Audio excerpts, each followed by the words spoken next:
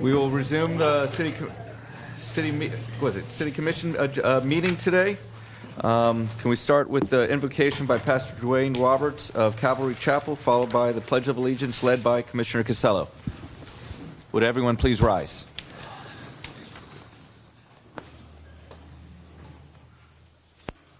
Let's all bow our heads. Blessed is the Lord our God, to whom we pray.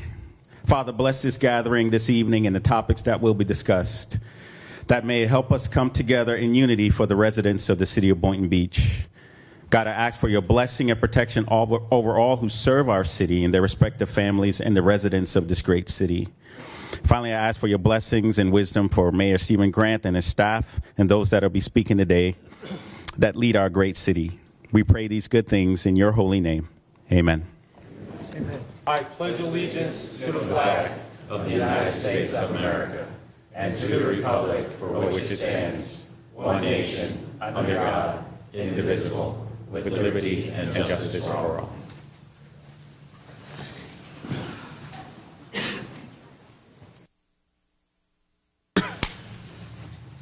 Is there any additions, deletions, or corrections to the agenda?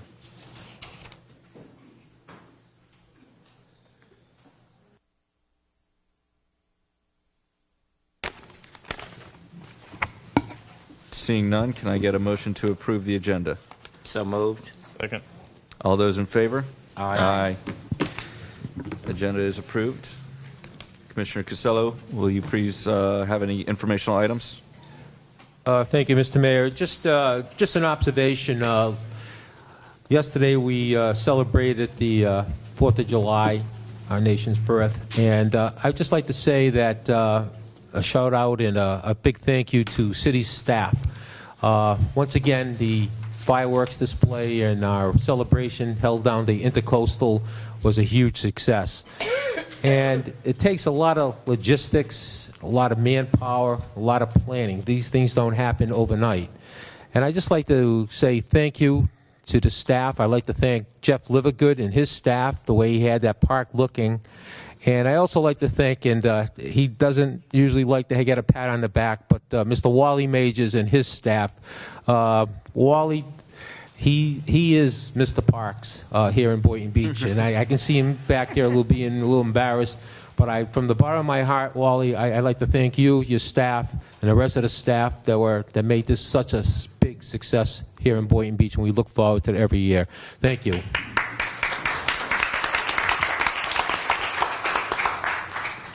Commissioner Katz? Over the past couple weeks, I went to a couple of meetings. I went to the League of Cities. We had the strategic planning meeting a couple Fridays ago that went pretty well. I met with Bradley Miller regarding a piece of property just west of the train tracks on Boynton Beach Boulevard. And I also met with local resident Charles Cantor regarding some of the quantum overlay district stuff I've been looking into. That's about it. Vice Mayor McCray? Thank you, sir. Went to strategic planning. I'd like to also ditto what Commissioner Casello said about the 4th of July celebration. I would not go as far as to call Mr. Majors, he is the Parks. I would not go that far. I'd like to make one observation, that is that at the Wilson Pool, the pump is out. I hope somebody's at the Jensen Pool. I hope somebody's going to address that tonight when staff come up tonight to let the citizens know when that will be completed. I'd like to publicly thank PD again. I'm just saying we had some more parties over in District 2, unauthorized, and I want to just tell you all thank you for coming to our rescue and taking care of that. Thank you. Commissioner Romulus? For some reason, I can't see my full screen. I guess, John, can you come up here and help her with her laptop? I guess I'll start my informational items. I also attended the Palm Beach League of Cities. It was held at Bear Lakes Country Club. I did an interview with Palm Beach Illustrated magazine. I showed my support for Bobby Powell and attended the Chamber of Commerce event over at Pizza Rocks. The 23rd, I went and spoke for the driver's education over at Santa Lucis.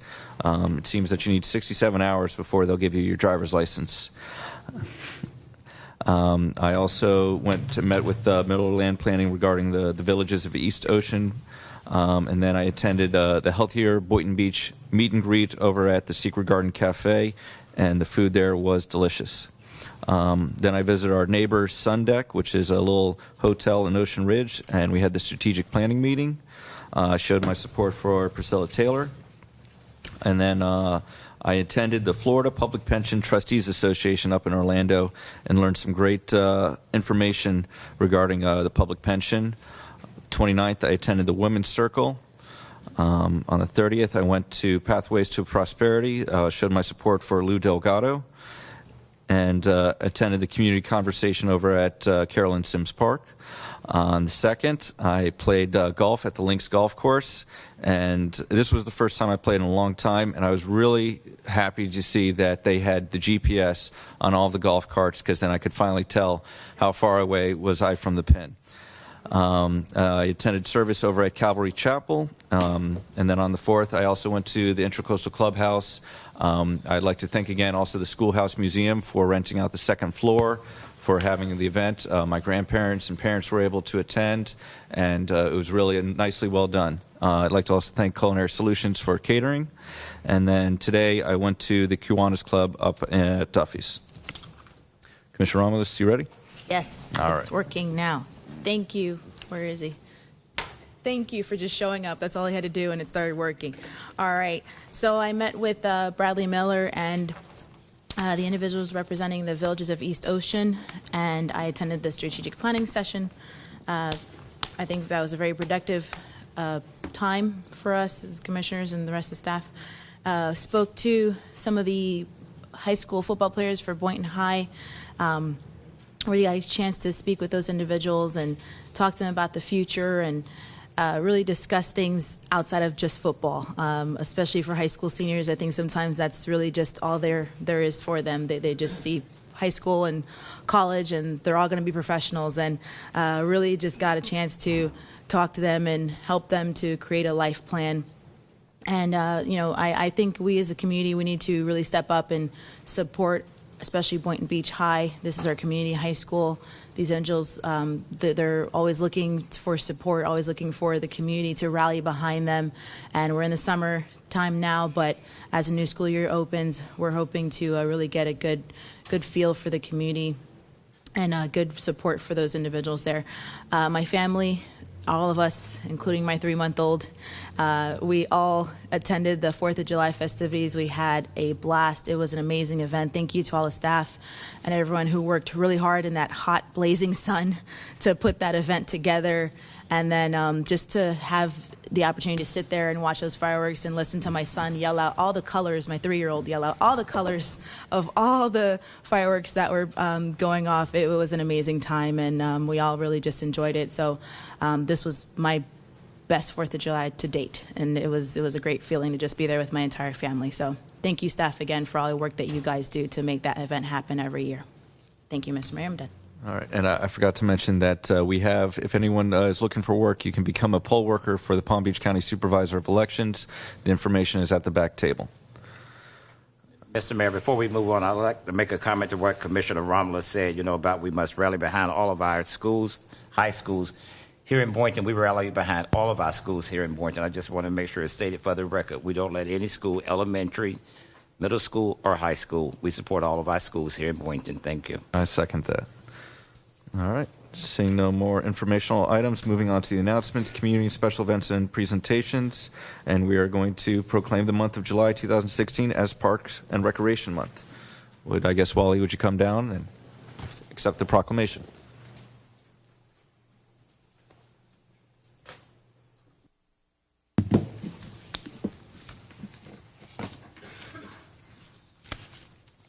Proclamation. Whereas parks and recreation programs are an integral part of communities throughout this country, including the city of Boynton Beach, and our parks and recreation are vital and important to establishing and maintaining our quality of life, ensuring the health of all citizens, and contributing to the economic and environmental well-being of the city of Boynton Beach.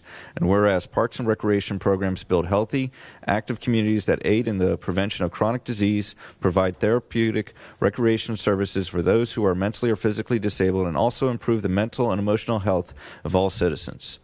Parks and recreation programs increase a community's economic prosperity through increased property values, expansion of the local tax base, increased tourism, the attraction and retention of businesses, and crime reduction. And whereas parks and recreation areas are fundamental to the environmental well-being of the city, and parks and natural recreation areas improve water quality, protect groundwater, prevent flooding, improve the quality of the air we breathe, provide vegetative buffers to development, and produce habitat for wildlife. And whereas our parks and natural recreation areas ensure the ecological beauty of our community and provide a place for children and adults to connect with nature and recreate outdoors, and the City of Boynton Beach recognizes the benefits derived from parks and recreation resources. Now, therefore, I, Stephen B. Grant, Mayor of the City of Boynton Beach, do hereby proclaim the month of July 2016 as Parks and Recreation Month.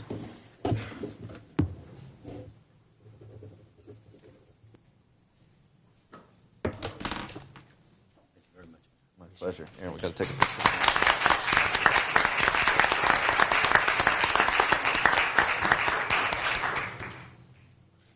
All right, you got something to say?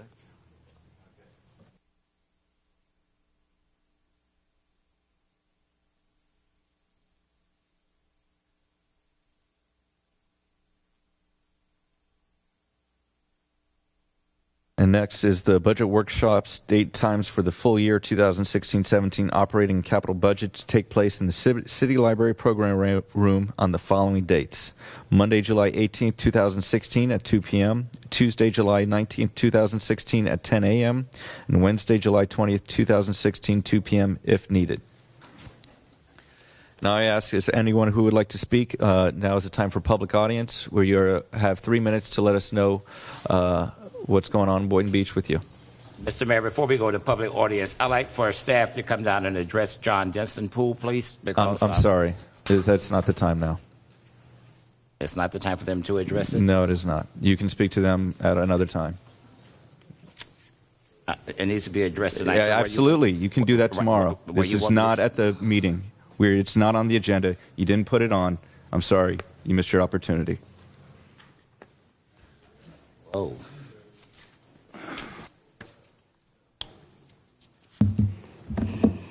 Good evening. Michael Bird, 548 Northwest 13th Avenue, Boynton Beach, Florida, president of the East Boynton Wildcats. I'm here today to talk a little bit about our event that we have going on Saturday. The Bill Tomei Foundation for Kids and Family Incorporation is having a summer fun day in cooperation with our organization, the East Boynton Wildcats. We're going to have a number of events for the kids out this day. It's at the Ezell Hester Community Center on Saturday, July 9th from 11 a.m. to 3 p.m. We're going to have bounce houses, water slides, kickball. We also have the DMV is coming out because our kids have to get state IDs this year, and you can get a state ID as early as 5 years old. So all of our kids will be getting state IDs this year. The other thing I want to do is, this year our organization started giving out awards for individuals, organizations that have been working with our organization, and it's called a valuable member of the village, because we believe it takes a village to really raise a child. At our yearly banquet this year, we gave away some awards, and this is one that we forgot to hand out, which is to the City of Boynton Beach, because we want to thank you so much for allowing our organization to come in independent and run a youth program the size that we have, 275 to 300 kids each and every year within the city. And we also work with them on education and other things, not just football. So with that being said, I would like to present this. I'll give it to Lori, if that's okay. City of Boynton Beach, for being a valuable member of our organization and working with us to help the kids in the community. Thank you very much.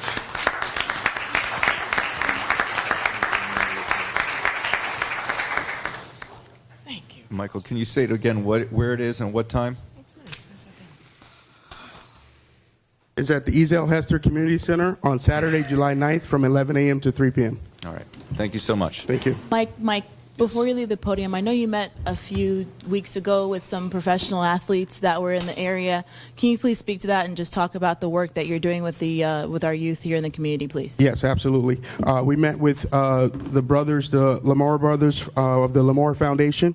They will also be in attendance on Saturday, and they have been working with us doing a number of things. They will actually present the organization a check on Saturday that will help replace helmets and uniforms for this year. Thank you so much. Thank you, Mr. Byrd. I have a comment for the attorney, and you know this is on the record because this needs to be stated. I need to talk about decorum here for elected officials, sir. What do I speak to that? Do I need to stay up here, or do I need to go down to the mic and speak about it in public audience? Because there's a way to address elected officials. I'm just saying we all have feelings. There's a way to talk to anybody who's sitting up here. You could ask the commission to amend the agenda to allow you to speak to that issue, and if you have a second and support, the agenda will be so amended. Thank you. I'd like to ask the commission to amend the agenda so that I may address John Jensen Poole. I would like to respectfully request that we wait till after public audience to let everyone who's still standing speak, and then we can rule on the motion. Please begin. Thank you. Mark here, George 248 Main Boulevard. Let me preface what I'm about to say that it's not criticism, that it's just concerns, that I have the highest respect for our elected officials as well as our police department. Chief Katz is doing a wonderful job and his people are doing a wonderful job. But I have a couple concerns, and the first one was when I read in the Coastal Star where our crime stats were the highest of any city around us. As Del Rey's went down, ours went up. As Gulf Streams went down, ours went up. As Lantana's went down, ours went up. And I understand that crime stats can sometimes be a little misleading. I know for a fact that Boca, for years, doesn't report everything that happens in Boca.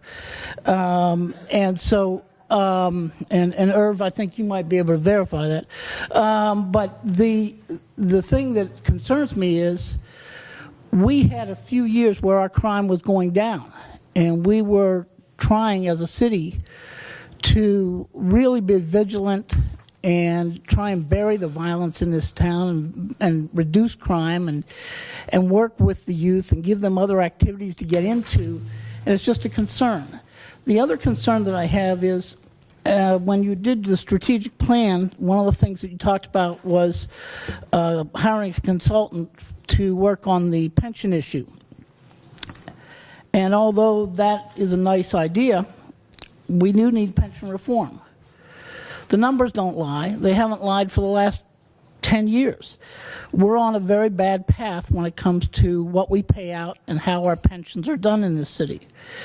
And it's nothing against the employees, it's just the system is flawed, to be very candid about it. And we need to do this first step as recommended by staff to get this consultant to address this, and then we've got to have a plan, and it needs to be gradual, and it needs to be involving everybody. But most of all, it needs to involve the citizens so that they have a voice, so that they're not being overtaxed and underserviced. Thank you. Thank you for your comments.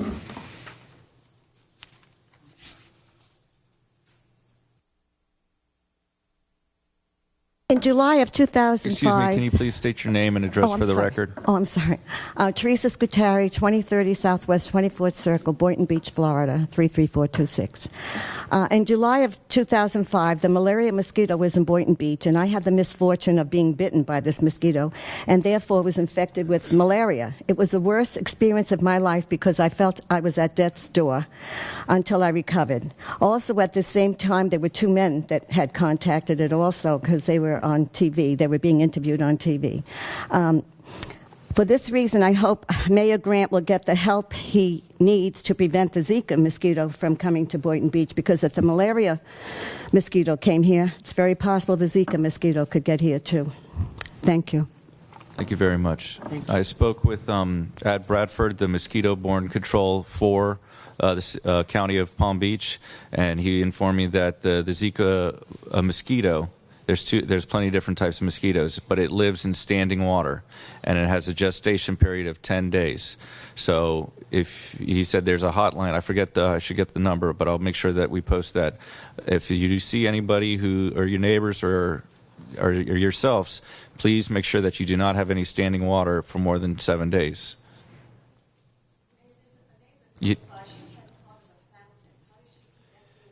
If it's running water, it doesn't matter. It's just a big basin. Can you speak into the microphone? I'm sorry. It's just a big basin, so I'll have to speak to her about it, right? Yes, please. Thank you. Okay, I will. Thank you. And just a point of information, I'm pretty sure to date there hasn't been a single person person infected with Zika in the United States as a result of a mosquito bite in the United States. Most people, I think all people who have come down with Zika in the United States were overseas or in some of the Caribbean islands where it's a problem. So as of yet, to my knowledge, there is not a single person who has been infected from a mosquito bite in the United States of Zika, just to clarify. Hi, my name is Audrey Dansgerger. I live at 331 Northwest 1st Avenue. It's directly across from here, and it's from the 2nd to the 3rd Street. There is an historical block of 6 homes that are very unique, including my own, which is a 2-story double townhouse, all built in the 20s. We want to preserve that area. The CRA Community Redevelopment wants to destroy our area and making it into a commercial mixed use. I am totally against it. We have a quiet street. I want to preserve the historical. The historical residential districts need to be more protected. Owners of these historical residents work hard to preserve their properties, and the city needs to stand by these owners and work to beautify the areas. Preserving and keeping the commercial out. Please keep the commercial out. I agree that we should beautify the entrance of Boynton Beach Boulevard. That's where they want to widen. The DOT does plan to widen 1 lane extra into Boynton Beach Boulevard. They also plan to extend it 1 mile on each side of I-95. I attended one meeting at the hotel on the corner. There's going to be another meeting set up for July 28th between 5 and 7. A letter is going to be going out soon.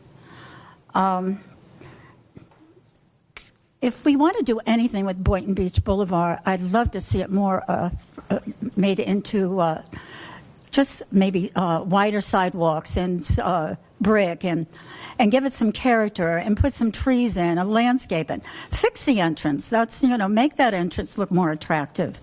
But please don't go into our area, which is on the other side, and switch that over to commercial use, because you're going to destroy that whole block. I agree we should beautify it. Please expand, avoid the expansion of the commercial use in our area. As a former commercial real estate agent and one of 2 women that was selected as members of the commercial board, plus I am a present owner of a registered historical property, which was at one time belonging to 2 principals of Boynton Beach High School. So they knew the historical significance of this home, too. It's really important that we don't do anything to this block or any other commercial historical areas. Now, I was told by Warren we have 4 historical districts. Not officially historical, but the residential areas are historical. They need to be preserved. We have plenty of areas to put commercial. We don't need to put them there. If any... Thank you. Okay, thank you.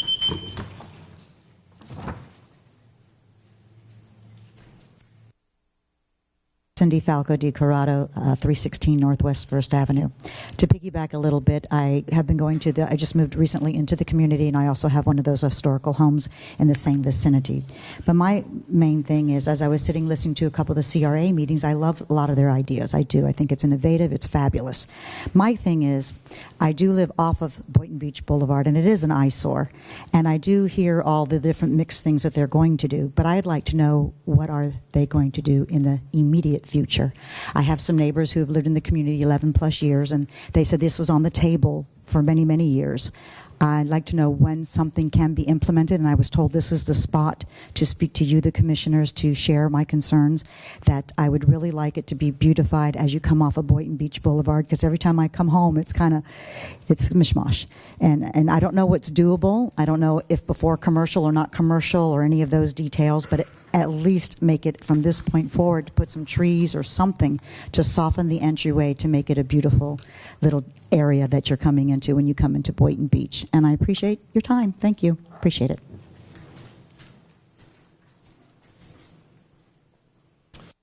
Good evening, Mr. Mayor, Grant, and please... commissioners. And my name is Irv Schlossberg. I am the current Can state you state your representative. address too, please? Yeah, Ernst Schlossberg, 7106 Via Forenza, Boca Raton. This is in the District 31 is where I'm running, and I live currently 12 minutes outside of District 31. Anyway, how I got into politics, my daughter died in a traffic crash, and this was 20 years ago. She was in a movie, snuck out of the movie. Next thing you know, a 19-year-old guy picked her up, and her and 4 of her friends perished in the crash. And changed my life forever. And I did 4 things. I went to Starbucks, I went to the gym, I went to the cemetery, and I cried every day for 2 years. And then one day I woke up and I said, you know what, I could feel sorry for myself the rest of my life, or I could do something about it. Well, I did something about it. I ran for office. Everyone said, you're not a lawyer, you can't win, blah, blah, blah. Irv didn't take no for an answer. I know how to get stuff done. I worked for 10 months straight. Next thing you know, I'm going to Tallahassee. And I've been the representative for 12 years now. And now comes up District 31. District 31 consists of 46% of the city of Boynton Beach. Currently, I represent the suburbs of Boynton Beach, and I liked it so much, I said, let me have all of Boynton Beach. So I'm running to be your senator out here. 67% of it is Boynton Beach and West Del Rey. And even though I live 13 minutes out of the district, my office is in the district. In fact, within 10 minutes of my office, we have probably 120,000 voters, and there's many of them that are the super voters. And we've taken care of probably thousands of people from West Del Rey and Boynton, and I just love my job, and our staff loves their jobs. And so I just wanted to introduce myself to everyone here and let everyone know, in case I do get this job and I win, I am going to be working every day in Tallahassee and in my office, which is going to be in the middle of my District 31, and I'm going to be working hard for the citizens of Boynton Beach, for all Floridians and our guests. And, I love my job, and I love working for you guys. And the reason that I'm running is I could do more for you, especially people from Boynton Beach. And besides that, my experience is that I've served on the Appropriations Committee of Education, Justice Appropriations, Transportation Appropriations, Healthcare Appropriations. I've practically been on every single committee in Tallahassee in my 12 years, and so I am very experienced, and the most important thing is I know how to get stuff done. And that's it. Just wanted to say hello to you guys. Mr. Schlossberg, Yes. You're a fine representative. I've watched some of your work up there in Tallahassee, and I appreciate it, and thank you for that. But to run for a district, don't you have to have a permanent residence in the district to run for that district? Is that how that works? No, I don't. No, I move into the district. That's the law. However, one thing I did leave off is I also work hard in Boynton. I've been at Boynton Beach High School. I have founded the Dory Schlossberg Foundation. So I've been at Boynton Beach High School many times trying to teach our kids about driver's ed. Same thing with Odyssey Middle and same thing for South Tech. So I don't want to make it seem like I haven't been in Boynton Beach. No. I'm not trying to imply that, but I'm just saying you're not a resident of Boynton Beach as of we speaking no, tonight. the law is you have to move in. Okay, That's so the law. you will be moving into Boynton Beach? I will be moving into District 31. Okay. District 31 consists of, in case anyone doesn't know what District 31 is, it's Del Rey, and it's Boynton, it's Lake Worth, it's Green Acres, and a couple of other communities. But like I said, the lion's share is right here in Boynton Beach. It's 45% of Boynton Beach. Thank you. Sure. Thank you.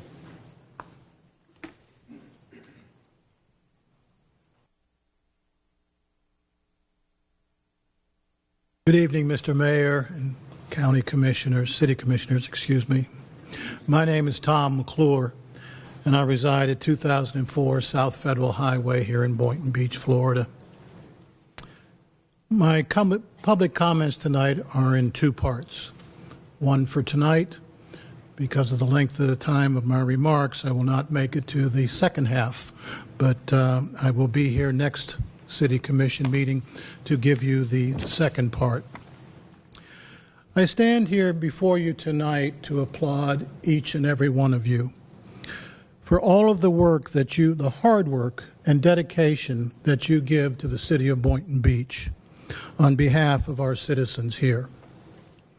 I just returned from a visit to Westchester County, New York, and I saw the same exact issues faced by those communities that you face here in Boynton Beach, Florida.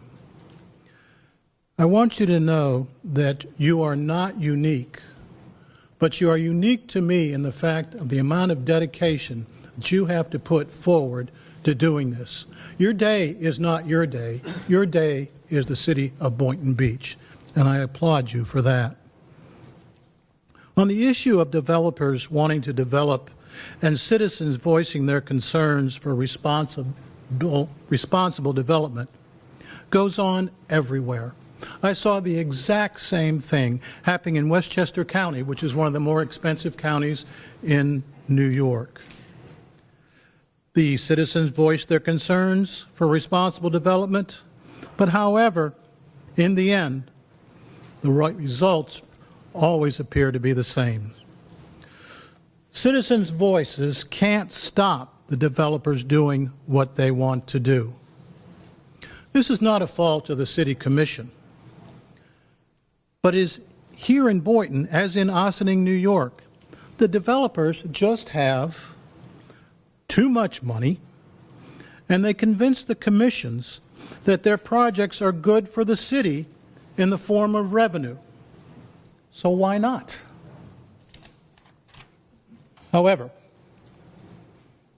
I think I might have an idea that can allow the city of Boynton to have responsible development and reducing the pressure of continuously looking for new and additional revenue for the city. I will save those comments for the next time I appear before you. But again, I applaud you for all of your hard work. Thank you so very much.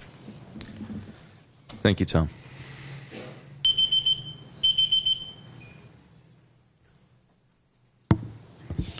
My name is Butch Buoni. I live at 450 Horizons East, number 304, Boynton Beach, 33435, which is physically located at 500 Federal, which, as you all know, is directly across from 601 South that you're going to be considering tonight. As the second reading, I understand where it will probably end up, but as the president of the association there in Sterling Village, I would like to note my objection to the height of the buildings at 65/75 feet tall, and the fact that we're even including parking spaces that are on a public road as part of the 10 spaces for parking for that. I think that does not work. And I would just like to say, you've all heard my discussions before, but I would just like to be on record saying we're against it. Not against the development, not against 45 feet, but it's the 65 and 75 feet that we're looking at across the street from a two-story building to look at the back of a 65 or 75-foot building isn't the kind of view that we want to see. Thank you very much. Thank you.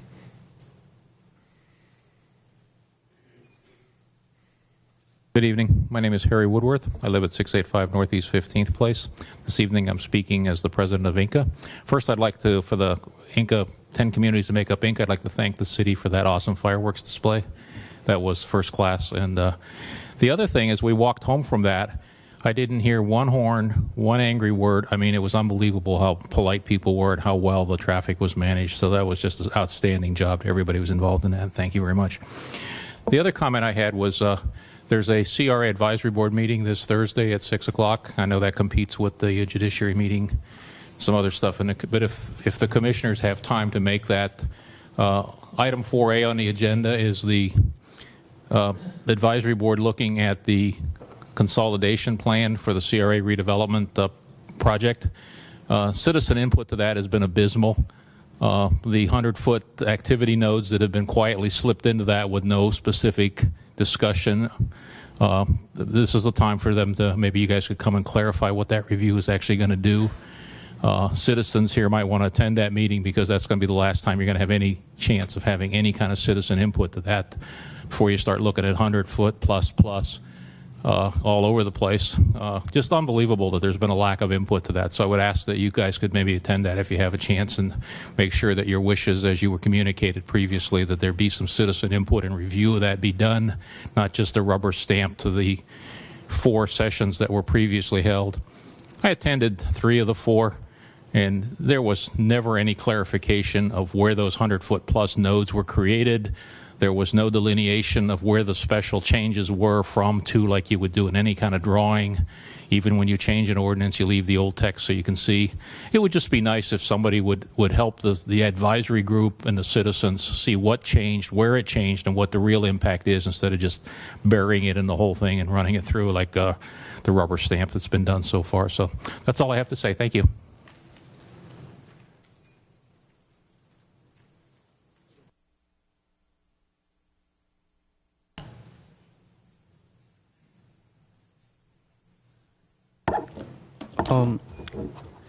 I am Young Marine Private Garcia, and I will be doing a speech on why we should honor Americans' veterans.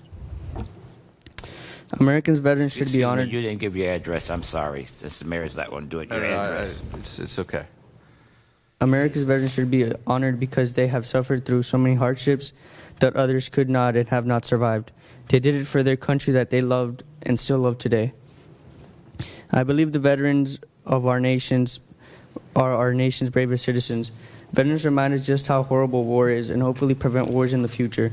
They have sacrificed so much so that we may have our rights, our leisures, our hopes, and our dreams, and most of all, our freedom. Everyone should honor our nation's veterans all the time, not just on holidays like Veterans Day or Memorial Day, in which we are reminded of our forefathers who gave their lives so much more for our country. Many of us take things like going for a walk, being with our friends, or going to the church of our faith for granted, and that we should take a step back and really look at the situations that other countries are in right now and the dealings that they have. Then maybe we can look at our own country and really see what we have that others don't, and take in consideration all the lives, limbs, labors, and loves lost for every aspect of freedom that we have. Our own men and women have sacrificed one or more of these so that we can be free. Although we care much for those who died in our wars, it is equally important to honor those who have come back from such traumatic events and grueling experience. Thank you. Would you mind stating your address for the record? I reside in 119 Caroline Drive. Thank you so much.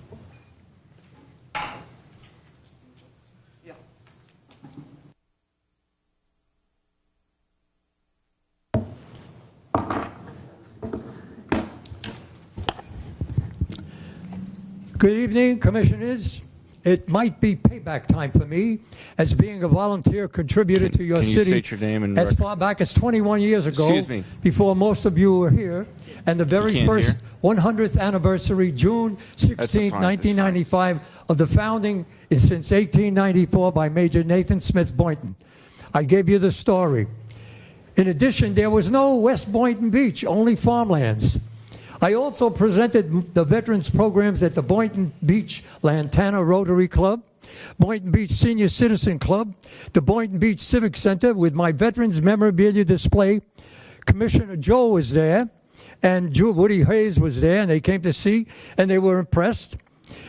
I salute and I applaud the Veterans Advisory for creating the Memorial Park, a wonderful outside facility, but not only for Memorial Day and Veterans Day, but we need an indoor home for every day. And the Veterans Museum would be a place to see the names of those men and women on the Wall of Honor, including our very own who served Private First Class Michael Metcalf, who was killed April 2012, and he was a Gemini just like me. It would be a win-win being a self-supporting facility like you gave the Boynton Beach Theater.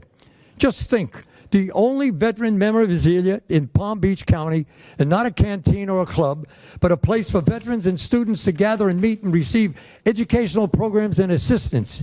As our city is growing, changing community with culture, programming, and more versatile facilities.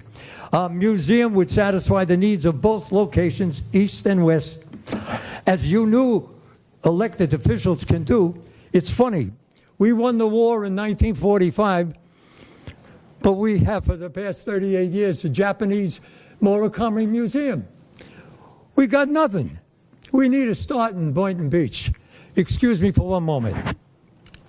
My name is G.I. Joe, and I've been proud to serve on the battlefields of the Battle of the Bulge and Iwo Jima to get my Purple Heart. I go with Corporal Richards to schools and educate on future leaders, students of all ages, to honor those who served, and was hoping our visit today could have you consider a permanent home in the city of Boynton Beach to continue our work with the Veterans Memorabilia Museum and Education Center. Decision is up to you, and thank you very much for your time.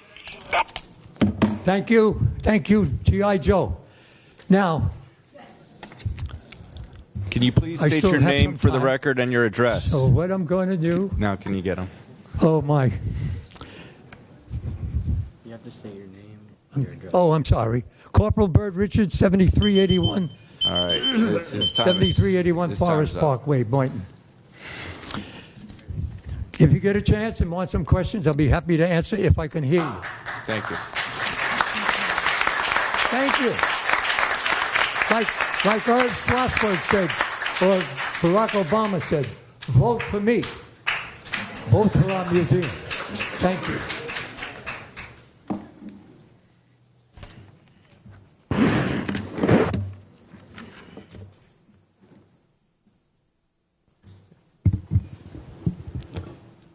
Good evening.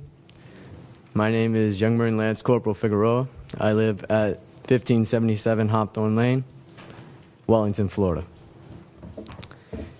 Today, I was asked to give a speech on the Veterans Memorabilia, sorry, I can't say it, Museum and Education Center.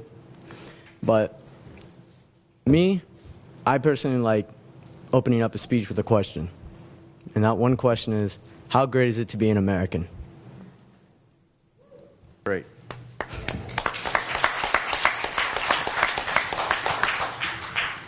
In the past years, our country has gone through depressions, wars, but I like to look at the more positive side of everything. I don't like looking at bloodshed. I don't like looking at bullets through skulls.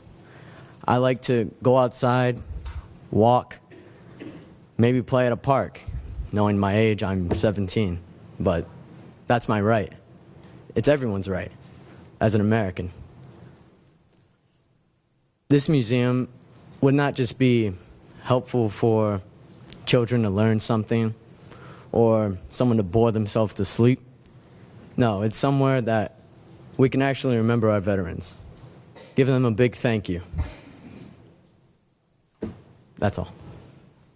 Thank you.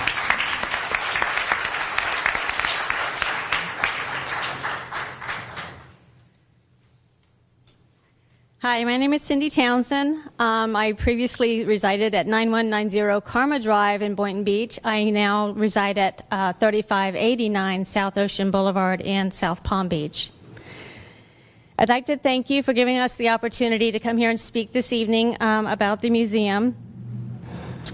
Young Marines of the Palm Beaches, which are the young gentlemen that you saw behind me and that came before me, we came in support of the establishing the first ever Veterans Memorabilia Museum and Education Center in Palm Beach County, but more particularly in Boynton Beach. I was born and raised in this great state of Florida, in the great United States of America. I was educated in the Florida public school system, where I received a lot of excuse me, historical teachings as part of my curriculum. In those days, it was easy to get because everyone talked about it. But as you are more than aware, the current curriculum requirements do not often allow for a whole lot of instruction on military history and frankly, the political undercurrents often won't allow it either. There is a demonstrated need in this country for more education and awareness about the American military experience, both for children and adults. It is the intention of those hard-charging this effort to provide a historical glimpse into our military heritage with heroic accounts of bravery and sacrifices from those who have fought to maintain our freedom and make it readily available to all ages, students and professionals, scholars, and the curious. This museum and its exhibits will educate, increase awareness, build knowledge and understanding of the American military experience through interactive, interpretive exhibits designed for visitors of all ages.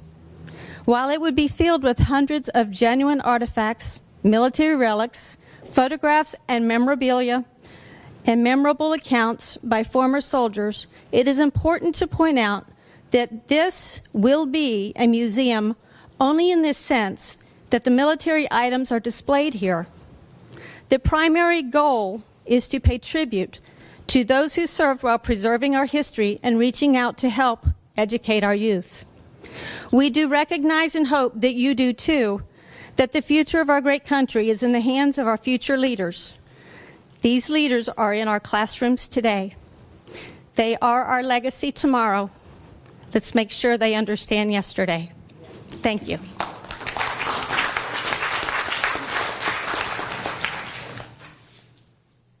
Good evening, everyone. On the dais, I salute you and everyone in the audience. Minister Bernard Wright, 713 Northwest 2nd Street. I'm CEO of Bernard Wright Ministries and the Robert E. Wells Foundation and Real Talk Radio. I just two items I want to speak to you about. Between 2nd Street and 3rd Street, Commissioner McCray, with Carolyn Sims pool and the school, they come flying down through there, and some concerned citizens got with me since I was coming down here today to bring it to you all attention, see if y'all can get some speed bumps down through there that will protect those children that from those houses that goes across there to the pool and to the center daily. That's in between those streets. Now, the second thing on the, is regarding the Robert E. Wells Historic Research Project and that item regarding signs, but it's a greater project that was sent down to the Preservation Board, and it's been sent back to you all. It's been going back to the back burner. Can Ms. Laurie, can you tell me what's going on with that? As we had discussed a couple weeks ago, I'm going to bring it forward on July 19, our next meeting. Okay, thank you. To God be the glory. I appreciate it very much. Now, about those speed bumps, do I get any responses from that to take back to the community? Because I am a community activist here for the neighborhood of the heart of Boynton Beach. Mr. Wright, I'm going to go ahead and address that since I do represent. I sure appreciate it. Since I represent District 2. Yes. In regards to speed bumps, I'm just saying we have to be careful of speed bumps. We have requested speed bumps prior, and the emergency vehicles and everything have told us that they cannot just place them in any kind of just certain areas because of the emergency vehicles. I'm just saying, but they will look into it and they will get back information to you in regards to that. Appreciate it. My cousin Kay was speaking about Martha King Jr. Boulevard where she lived the last commissioner meeting, but this is between right in the neighborhood between the school and the center. I think that should be appropriate, those bumps, but think about that and take that under advisement. God bless you all and have a great night. Well, you know, Friday night, 9:45. Seeing no more additional comments.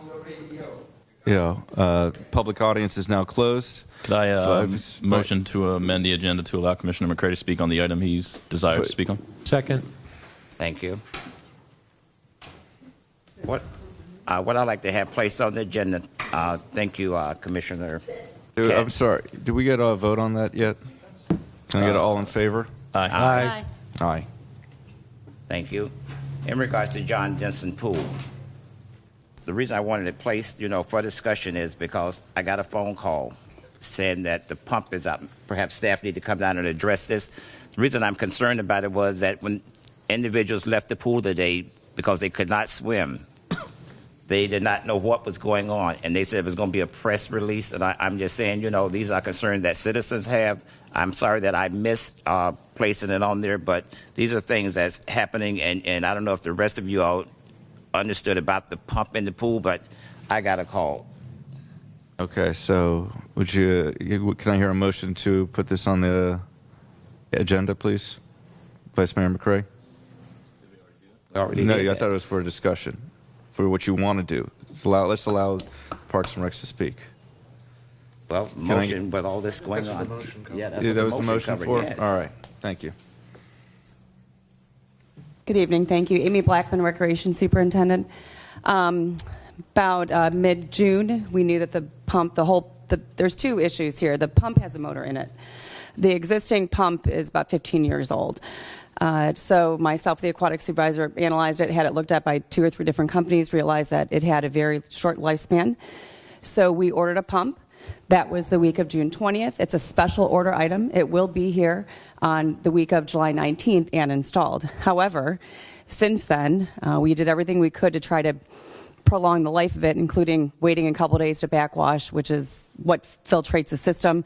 At that point, you have to backwash or we can't open the pool. So we did that a couple times, and on Saturday afternoon, the motor died. So what we are doing in the process is ordering a new motor, which will be installed on Friday. Hopefully, we can get the pump apart to put the new motor in, which is a Band-Aid for the fix that will be coming on the 19th. Then with the new motor that's coming in, that will serve as a backup motor. The lifespan of a pool pump motor is about 2 years. So it's being used. It'll be the backup motor so that if this does happen again, we will be up within a day. My question to you is, did you all do a press release? We did not. We put it on social media to let the neighborhood know. We made many phone calls to let the neighborhood know. We were hoping to actually get it fixed today.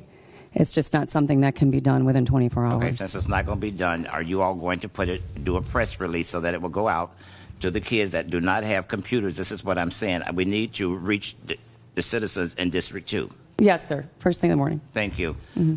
Okay, I'm satisfied. I'd like to go back to when I requested that a gentleman state his name, his address.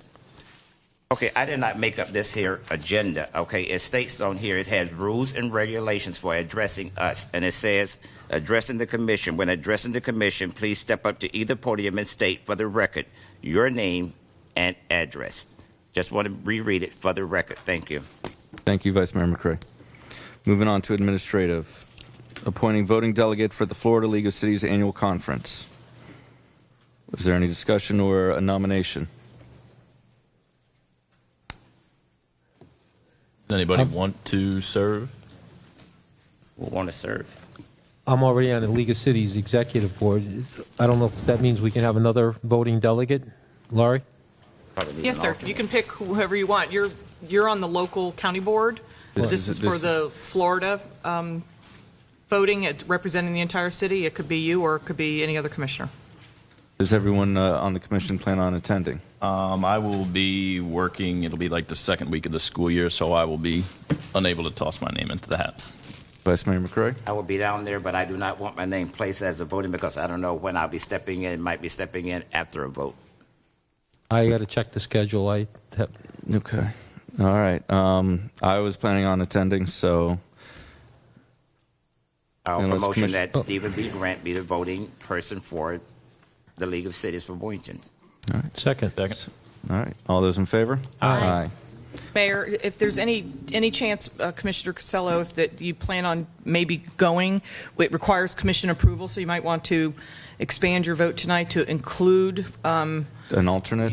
One other, commissioner attending, and if you choose not to, that's fine, but then we don't have to come back to the commission on it, because I would suggest that we get everybody registered as soon as possible. So right, because it is within the 50 miles, and so we need to pre-approve the travel. Is that correct? Yeah, all travel for the commission has to be approved by the commission. Okay. So include yourself in there. If you don't go, that's fine. I'd like to amend my motion to include Commissioner Casello to be an alternate. All right. Is it alternate or is it just? Yeah, do I they don't think both that's what she's go? asking for. Yeah, they both go and attend the conference, and I would encourage all of you to go if you can. Okay, is that item B? Well, yeah, I think you've got two items. Okay, so we're going to go, so we're also authorize the city commissioners to travel and hotel stay for the Florida League of Cities annual conference in Hollywood, Florida, August 18th to the 20th. Yes, you should do one motion to appoint the voting delegate. Yeah. And the second motion for travel. Okay. So can I get a second motion for approval of travel of all commissioners who want to go? And we need to state their names here? No. Just by consensus, if 2 or 3 are going, then we'll work with whoever wants to go. Okay. You're unsure. I'm not going to offer a motion in favor of this. It's only 50 miles away. I'm just saying it's right in Hollywood, Florida. I can't, offer a motion. Okay. I'll make a motion. Second. All right. All those in favor? Aye. Aye. Nay. Those opposed? Nay. Motion passes 4-1. Vice Mayor McCray dissented. I believe we have one advisory board appointment.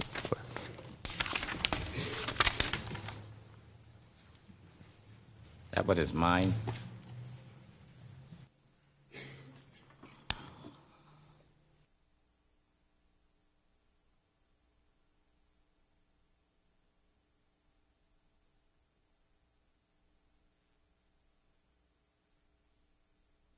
Are you waiting for? You gonna? I'm going to nominate. I want to make sure that you got your records up so I don't All get right. cut off again. I was waiting for you. It was mine. I'd like to nominate Lori Wilkerson for the Education and Youth Advisory Board to be a regular member. Second. All those in favor? Aye. Motion passes.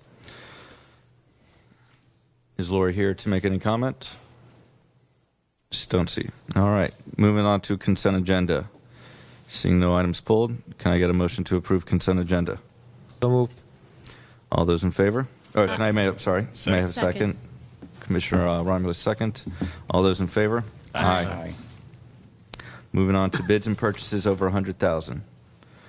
Proposed resolution number R16. I'm sorry, Mayor. Yeah. I forgot to pull item H from the consent agenda. There was a correction that I needed to make to the minutes. All right. So you want to? So move. All right. Can I get a sec? You put a motion? I'd like to make a motion to pull item H from the consent agenda. All right. All those in favor? Aye. Aye. All right. Please go ahead. Page 43, where it says Commissioner Romulus explained the MSBA would address that issue, it should read MSBU. That's the correction that I needed to make. That is all. Motion to approve as amended. Second. All right. All those in favor? Aye. On to bids and purchases. Authorize the city manager to enter into a time and materials construction contract with Sullivan Environmental of St. Petersburg, Florida, for the purpose of landfill cap repair and installation of landfill gas monitoring wells. The cost of contract not to exceed the amount of $361,053.88. I'd like to hear from staff on this one. All right.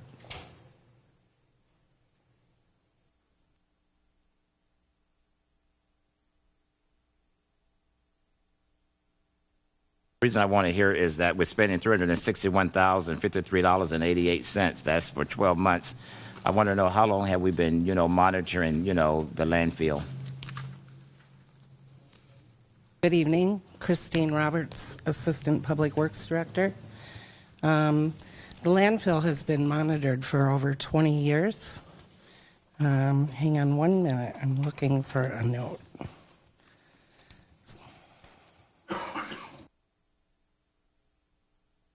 Okay, since you said 20 years, is there any way that, we're going to have to do this continuously, continue to spend this type of money to monitor this landfill? We're in the process of trying to close the landfill. Hopefully that will occur within the next couple of years. The state comes in and does inspections, and what happened is they inspected and found that the ground covering for the landfill, there are some sections that need to be replaced, and that's what this is for. So we're doing this 361 for this year. We can almost expect to do it again for next year. No, this is a one-time expense. One time for just how long, 12 months? We're going to monitor for 12 months to 2 years. Years. Yes, but this is for the actual work that will be done, putting in the monitoring wells and the cover repair. Motion to approve. I got a couple of questions. Right. Why was this mandated by the county that we repair this liner? Or came in? You say the state, or was it the county that came in? It's the health department via DEP. DEP. Okay, they come in. They notice the problem with the liner, as you say. Correct. Now, the issue here, not an issue, but I guess the question that I have, it's up to $361,000. Up to. This is going to be. We put it out to bid, and we received no bids on this. Can you explain why we wouldn't receive any bids on this? The reason why is there were approximately 9 companies that were contacted, and some of the reasons was it was work that they didn't think that they could do. That was primarily the biggest reason. They weren't sure about the dollar expense, and nobody bid. Well, Mr. Sullivan's company is coming in and says he's kind of skeptical on what he might or might not find underneath there, and he's doing this as a time and material type job up to $361,000. Is that correct? Not to exceed, that's Let's say correct. he finds some like unforeseen whatevers, and now it has to exceed that. We capped at 361? Yes. Okay. We'd have to come back to the commission. We'd have to come back to the commission to go over that. Okay, the other question I have is about landfills, because I don't know too much, and maybe you can educate me. Park Ridge, that was a dump or a landfill at one point. I don't think that's been closed for this particular landfill we're talking about, the city-owned. That's been closed for 20-plus years, would you say? That's correct. It's been capped and all. They've already got, theirs was closed, redone, and they put a beautiful county golf course on top of it. Why is it taking us all these years? I mean, the longer we own something like this or keep monitoring it, obviously problems are going to come down the road. When can we actually take control of that land? And how much land is there? I think it's 9, 15 acres, somewhere in between there? About 10 acres. About 10 acres? Yes. So when will we have complete control of that, where no more monitoring, we can take those wells out and all, and we actually can do something as far as development? Typically, you have to monitor for 20 years. Okay. So we were at the 20-year mark, but then this came up on the inspection. And so that has caused it to go a little bit longer. Okay, so... And it's regulated through a consent order through the state and DEP. So it's something that the city has to do. Okay. Did we have some monitoring wells that we had out there at one time, and we took them out and closed them up, and then did the state or the county make us put them back in? There were some that were removed because they were no longer needed. But other than that, there's still monitoring wells out there. And Okay, it's still so we didn't have to go back and put them back in? Correct. Okay, they were already there. Correct. Okay, thank you. I guess there's a motion. I second the motion. Second. All Yeah. those in favor? Aye. Motion passes. Thank you. City Attorney, will you please read item A? A is a request to approve a settlement of Mr. Ryan's attorney fee and settlement in the case of Boynton Beach versus Janet's, Ryan, and Deegan. Actually, at this particular point, the request would be to for a motion to deny the settlement offer. So moved. Second. Do we have to state in the affirmative and then motion to approve and then everyone denies? Because of the nature of this, because the agenda sheet said approve settlement, I want to clear that this is actually a request to deny. Okay. And reject the settlement. Thank you so much. All right. We have a motion and seconded. All those in favor? Aye. Thank you. Item B, please.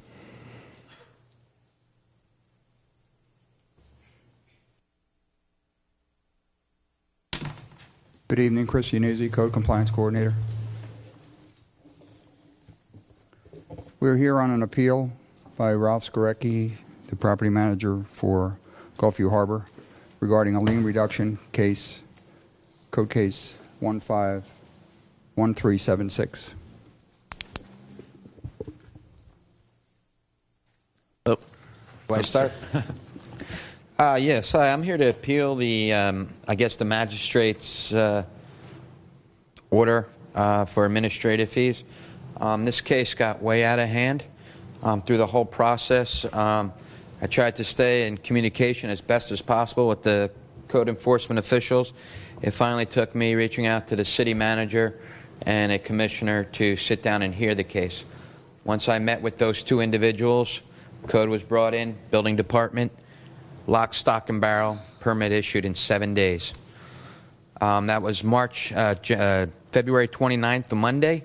By the following Monday, the community had a letter written, permit submitted, building department approved. Prior to that, we started on June 11th And it took all the way to February 22nd to even realize what the issue was. First issue at hand was the initial code complaint was sent to the wrong management office. Management office hadn't been there in 2 years. Today I pulled off a Sunbiz that had all the correct addresses of the management company and the legal firm. Additionally, the June 11th code violation had 2 separate addresses on it, one of which wasn't even in our neighborhood.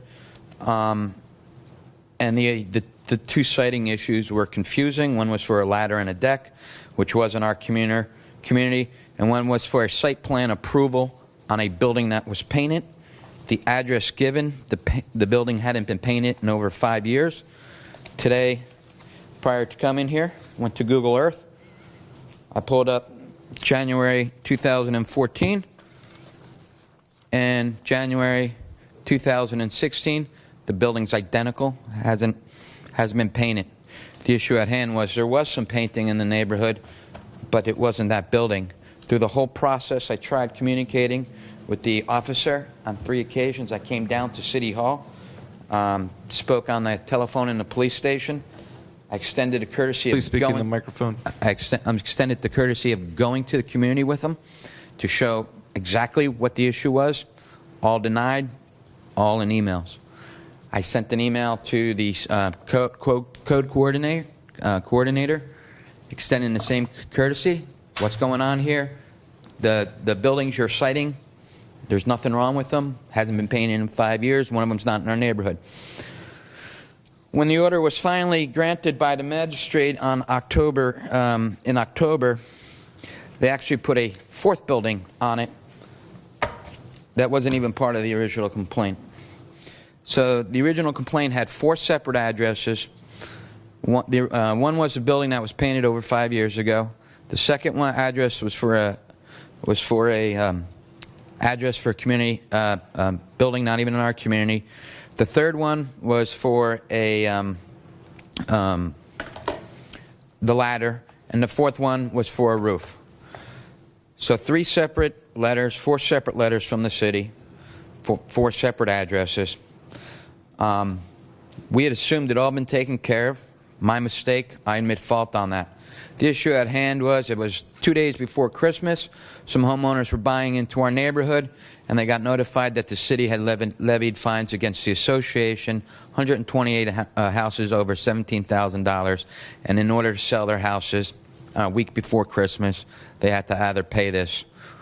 I sent several emails to Mrs. Stringer, head of the code, who subsequently retired, to all no avail. If you'd like, I'd like to read 2 of the emails, if you don't mind. If time is restrictive, I understand. First email is from February 22nd, which was my reach out to the city manager. It says, Ms. Springer, since July of 2015, we have reached out to your department via emails, telephone calls, and several occasions in person, all to no avail. Each time it is because the city is issuing violations to Gulfview Harbor in error, leaning the association and holding up sales in the community. All these violations are against an individual unit and not the association. Furthermore, if you read each of the 2 complaints attached, they are all the same case number, yet 3 separate addresses. Attachment 2 has 2 separate addresses, one not even our association. I have an email dated 8/3/15 highlighted that stipulates this was resolved at the time. Furthermore, which was resolved, and then 2 addresses added to the same case, leaning an association for violations that were resolved but yet aren't even our violations. Lastly, since the late September email, we have received no more further notices from the city, yet in the last 2 months we have had 2 sales impacted by these liens. Please send a complete list of every lien, addresses, and amounts every unit in Gulfview Harbor owes. Please expedite this matter because we have a current sale pending and being held up. And then one of the highlighted was Norma. I have an email dated 8/3 from you, see below, that state this issue is resolved because it is not our community. And then I wrote, this is very frustrating. I have had with code complaints, terrible paperwork in all matters dealing with the communities. I personally came down to the police office to speak with them. I stipulate that probably should have followed up sometime in around Thanksgiving, November, but truly felt this was resolved. I have plenty of paperwork providing that the same case number had three or four different addresses on it, and they never closed the case to reissue another one. They just changed the address. Through the whole process, we had no idea what was actually at issue. And once we found out what was at issue, it took exactly 7 days to resolve. I request that we paid our money for the building permit. We paid our money for the lien reduction. And I respectfully submit that the association has done their due diligence and shouldn't have to pay the $1,600. I'm open to questions. So you're stating that there was in order for the lien to happen or the code compliance, you never received the notice of the hearing? No, we did. We did, and I have emails saying, thought this was taken care of, thought this was resolved. I don't know what happened with the October meeting in front of the magistrate. When I did get in front of the magistrate on April 20th this year, I was just there for the lien reduction. Mm-hmm. Mrs. Springer and I got a little into it. The magistrate said, I've already judged on this matter. I'm not here to judge it. It's really for the lien reduction. Believe this. I don't agree with the magistrate, but I thought she was very fair. Okay. And she said there is an appeal, and this is the appeal. So, yes, I'm going to let the code compliance coordinator and speak. Before code, he's new. Like Thank you for coming, but I do appreciate the city commissioner, Mr. Casello. Once they got involved, 7 days total, and building department, some people, Mr. Mack, Mr. Breeze, stepped up, 7 days total. We didn't have to deal with 8-9 months. Thank you. If I may, the actual history of the activity here started on June 10th with a citizen complaint that was forwarded to Andrew Mack and Ed Breeze of Planning and Development. That information was forwarded to us. We also had a separate citizen's complaint with regard to the changing of the colors of one building and also a deck that was in the common area of another address. Code Officer Pierre responded the following day, confirmed the change of color, that there was no site plan modification ever done, and that he also cited the roof deck, and he also saw a ladder at 1440 Southwest 28th Avenue, unit number 9. No outside storage is allowed. This resulted in letters, notices of violation going to Gulfview Harbor Estates Incorporated, courtesy of Associated Property Management in Lake Worth, and also to an attorney's office, Sachs and Kaplan in Boca Raton. Only one of these notices was returned by the post office. Please keep in mind that under Florida Statute 162, we are required to send letters to addresses that are listed either on the property appraiser's record or in Sunbiz. And these were the addresses that were listed, as well as on the deed. On July 21st, 2015, Code Officer Pierre conducted a reinspection and noted that the violation still existed. This reinspection was done prior to, at the end of the 35 days that was given in the notice to come into compliance. On July 22nd, a notice of a hearing was sent out to Gulfview Harbor Estates, courtesy of Quality Management Corporation in Boca Raton, and again to Sachs and Kaplan, PA. Newsy, yes. Can you give these dates? Can you give me the year? Because I'm writing this stuff down. 2015. Started in June. The first notice of hearing was June 11th, 2015. Thank you. July 22nd, 2015 is when the notice of hearing went out. These, and perhaps this is where Mrs. Gorecki has the different addresses, because there was only ever 2 in the complaint. The different addresses come from different entities that were identified to which we were sending these notices. We're now sending a notice to Gulfview Harbor Estates Incorporated, courtesy of Quality Management Group in Boca Raton, and again to the same attorney's office, Sachs, and Kaplan. Both green cards were returned as signed because those have to go out certified mail. On July 28th, Mr. Skorecki forwarded an email. July 28th, 2015, Mr. Skorecki forwarded an email to Code Officer Pierre and Diane Springer, the former Code Compliance Coordinator, that included an email from Quality Companies with the June 11, 2015 notice of violation attached. Mr. Skorecki wrote that he thought the violation was sent to the association in error because the address of 1440 Southwest 28th Avenue was not within the boundaries of the HOA. He asked that the case be closed. Code Officer Pierre replied within 90 minutes that the HOA must have a site plan approval from Planning and Zoning before changing the color of the building. Regarding 1440 Southwest 28th Avenue, Unit 9, I thought the HOA was responsible for the common area, but if you don't, I will cite them, meaning the homeowner, and remove the outside storage. On August 3rd, Code Compliance Administrative Associate Norma Smith sent an email to Mr. Skorecki stating, per Pierre, the violation at 1440 Southwest 28th Avenue, Unit 9, has been deleted from the violation under 151376. Note, when Code Officer Pierre re-inspected the property to start a separate case for that address, the items had already been removed from the yard. On August 18th, Code Officer Pierre conducted a pre-hearing re-inspection and found the violation still existed in that no site plan modification had been submitted.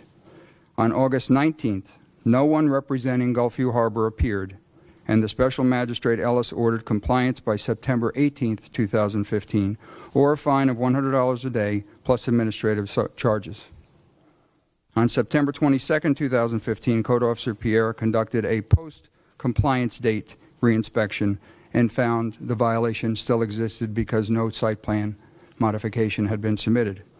Therefore, on September 23rd, two things occurred involving correspondence being sent to the same entities and addresses that I mentioned earlier. Specifically, an affidavit of noncompliance was sent to both, indicating the property had not come into compliance by the ordered date of September 18th, 2015. Second, a letter was sent to both advising that the case was being placed on the agenda for October 21st, 2015, code hearing for fine certification. Both items were sent together, both by certified mail. The envelope sent to courtesy of Quality Management Group was returned as not being deliverable. There is a signed green card from the attorney, Sachs, and Kaplan. On September 29th, 2015, Ms. Springer sent an email to Police Chief Katz providing a synopsis of the case thus far and focused on how the second violation was initiated and later deleted. It is important to note that Ms. Springer's response is part of a string of emails that began with one sent by Mr. Skorecki by the association's attorney advising him that the firm had received the notice of hearing dated September 23rd, which was referenced therein. Mr. Skorecki forwarded this information in his own email to Norma Smith, which he also copied to the city manager and Ms. Springer. The city manager had forwarded it to Chief Katz, who requested Ms. Springer's input. Note, the reference note of hearing form only contained the one violation, that is the site plan modification requirement. The second violation had already been deleted. On October 21st, 2015, no one representing Gulfview Harbor appeared. Special Magistrate Ellis certified the fine at $100 a day, plus administrative fees of $634.12, retroactive to September 18, 2015. On November 16, 2015, the lien was sent to the city clerk for recording with the county. On November 20th, 2015, the lien was recorded against the association. On December 30th, 2015, Ms. Springer received a check for $634.12 from a party unrelated to the case for a partial release of the lien for the sale of his home in Gulfview Harbor. The request was sent to the city attorney's office for filing with the county.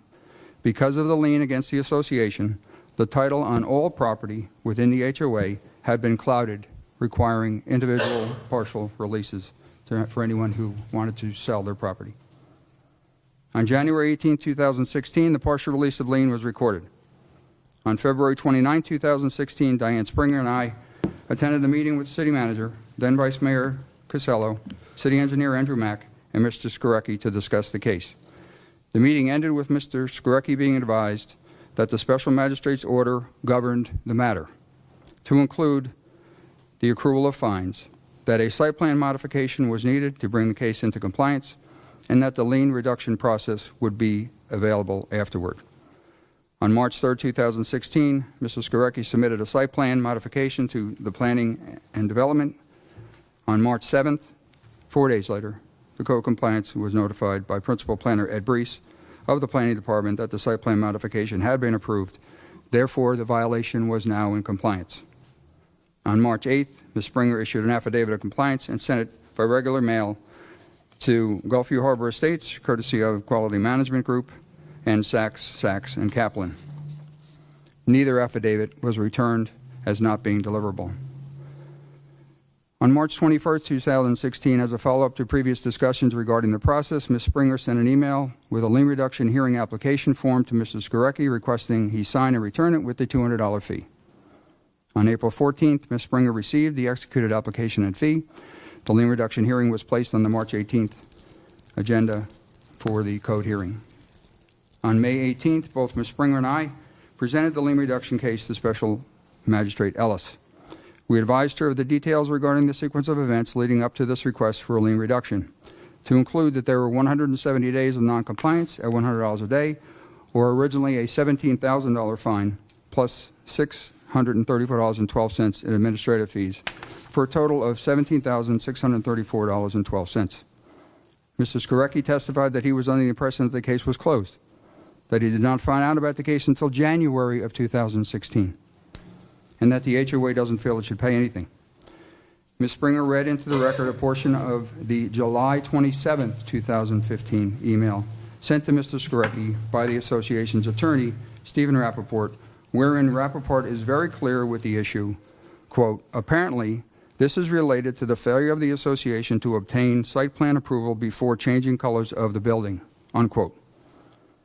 This was the email previously mentioned that was a part of the string that not only Code Officer Pierre responded to on July 28, 2015, but it was also part of Ms. Springer's response on September 29, 2015. Therefore, Mr. Skorecki was not only aware of the violation in September 2015, he was actually aware of it when he sent his July 28, 2015 email to Code Officer Pierre. Although Mr. Skorecki attempted to offer additional information, Special Magistrate Ellis reminded him that this case came to a code hearing on August 19, 2015 and October 21, 2015, and no one appeared to offer testimony or a defense. In addition, she advised Mr. Skorecki that this was a lien reduction hearing, not an opportunity to appeal or retry the case. She then ruled to reduce the $17,000 fine to $1,000 and to sustain the $634.12 in administrative fees. Therefore, the new total was now $1,634.12. All right. I have one quick comment, if you don't mind. One quick comment. I have an affidavit here signed by the city code inspector that says, and I quote, personally inspected or researched. Here's a picture. That what date was that affidavit? September 23rd. And personally inspected. What was the case number on that? Case number is 15-0001376. Okay, and so that was... That's all part of this case. And so you're saying that you never received something... Never personally inspected. I'll tell you why. No, I'm not... No, I'm sorry. So my question is that you're saying you have an affidavit saying that it was personally inspected? It was personally inspected by her. That was part of the September 23rd. And that it was... said it does not comply. And I don't understand, like I said with the... at our meeting in February, we never knew what the issue was. Was that affidavit sworn under oath? It's notarized. It says, I, Deborah Springer, have had the violation as described in the above referenced code compliance case personally inspected or researched and find said violation is not in compliance. That is for the painting of building 1445. Here's a picture of 1445 a year ago and a year prior. It's the same color. It hasn't been painted in over 5 years. This case comes down to the fact that through the whole process, I tried to get with code to say that 1445 has not been painted in over 5 years, and through the whole process, not one person said, oh, 1445 has been painted. It took until the February 29th meeting when every party sat down, we all put our heads together and said, 1445 is not the one that was painted? No.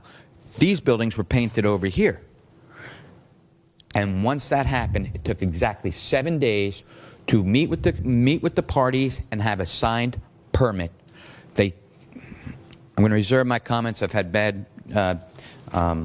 dealings with the city's code. Every other department is great. I have it documented. I stipulate. I knew of everything the entire time.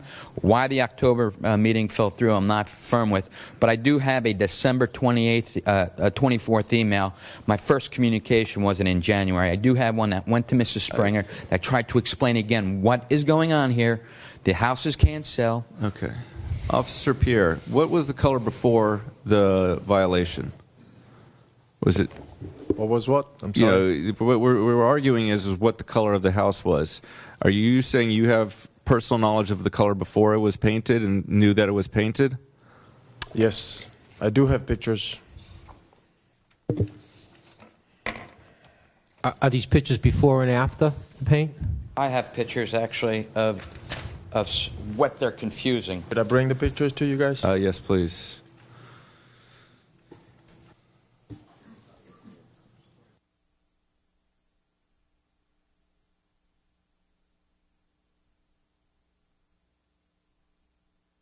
Are those pictures dated? Are those pictures dated? Sir, stand down for a second, please. The question was to the code officer. You're going to have your opportunity as these papers work their way down to have a look at them when they get to you. I see. And because this is a commercial building, or is it? It's not a residential. It is residential. It's a multiple family, so it's a commercial. Because it's a commercial building with a multifamily building, and so there are the different colors.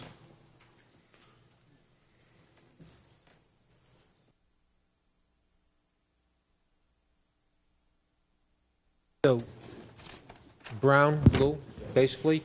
This is before. No, this is before. This is after. This was the address that you went down, and this was in the HOA. Yes. Okay. Can you? Excuse me. I'll let you see it in a minute, Ralph. They're saying that this building had been painted for 5 years. That is not building 1445. So Is this? Excuse me. Hang on a second. Officer Pierre needs the microphone. You got to come back to the mic on your side Go back. here. Good. I'll hold the pictures. You need to stand at your Officer mic, Pierre. and you both need to speak into the mic. Thank you. One at a time. Hopefully. What is the address here? Sir. No, I need the address. 1455. Do I get to say something? Oh, no. Hold on. 1445 is a two-story building. That's a single story. That's the bone of contention the whole time. They cited the wrong building, and we were trying to figure out the entire time. This is 1445. It's a two-story. It's been painted the same color for 5 years.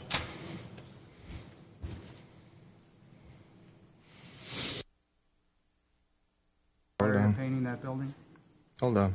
1445, the two-story building that was cited in your code violation has been painted for over 5 years. And that's what we figured out February 22nd. You were citing the wrong buildings, and I was trying to meet with both Officer Pierre and Mrs. Springer to find out what was the issue. That's the two-story. I concur that building has been painted. It's been painted that color for a year. We also been painting the community for 3 years. The community's been being painted that color for 3 years. The issue I have, in which I tried to resolve with code before I had to go to the city manager, was the wrong building was being cited. It actually, 2 buildings were being cited. One wasn't even ours, and the one that was being cited has been painted for over 5 years prior to me even being a property manager. The HOA has control over all the buildings in Gulfview Harbor? Yes. And you were painting them without a site plan approval? Now, I did go to City Hall, and we did talk about this at the February 22nd. We came down here and we spoke with somebody, and they said we didn't need permission to change the building color. But that is, again, not at issue here. The code violation was sent to bill for 1445, and I have June 17th is when I got it from our attorney. From June 17th until February 22nd, I tried to resolve this matter the whole time, saying the wrong buildings are being cited. What exactly are you requesting from from us? And it got the runaround. Once we met, it took exactly 7 days to leave this building, a meeting, go to my office, type up a letter, go to the painter, get the samples, get it to building, get the board to sign a check for $200 for the permit, and permit approved. 7 days. Through the whole process, I was trying to figure out what exactly the complaint was and personally research. She did not personally research. I tried to tell her that the wrong buildings are being cited, and we spoke about this at the meeting. Joe even said, you can't just change the address. You just can't take off one address and put another one on. Did that 3 separate times on these, and that was the bone of contention the whole time. We didn't know what we were being cited for. Oh, we're wrong community? Okay, that one's off. This one's on. I said, this building's painted. You leave it on. It's being painted. It's being taken care of. Next thing you know, we're fined $17,000. For clarification's sake, you're saying 1445. I see 1447 on here. So 1445 is the address for the homeowner association. So we cite that number in order for them to cite the homeowner association. To responsible for all the buildings that's supposed to be have a site modification to painting the building. We use that address because this is the address we have to use, because homeowner association doesn't own a building. They own the commons area.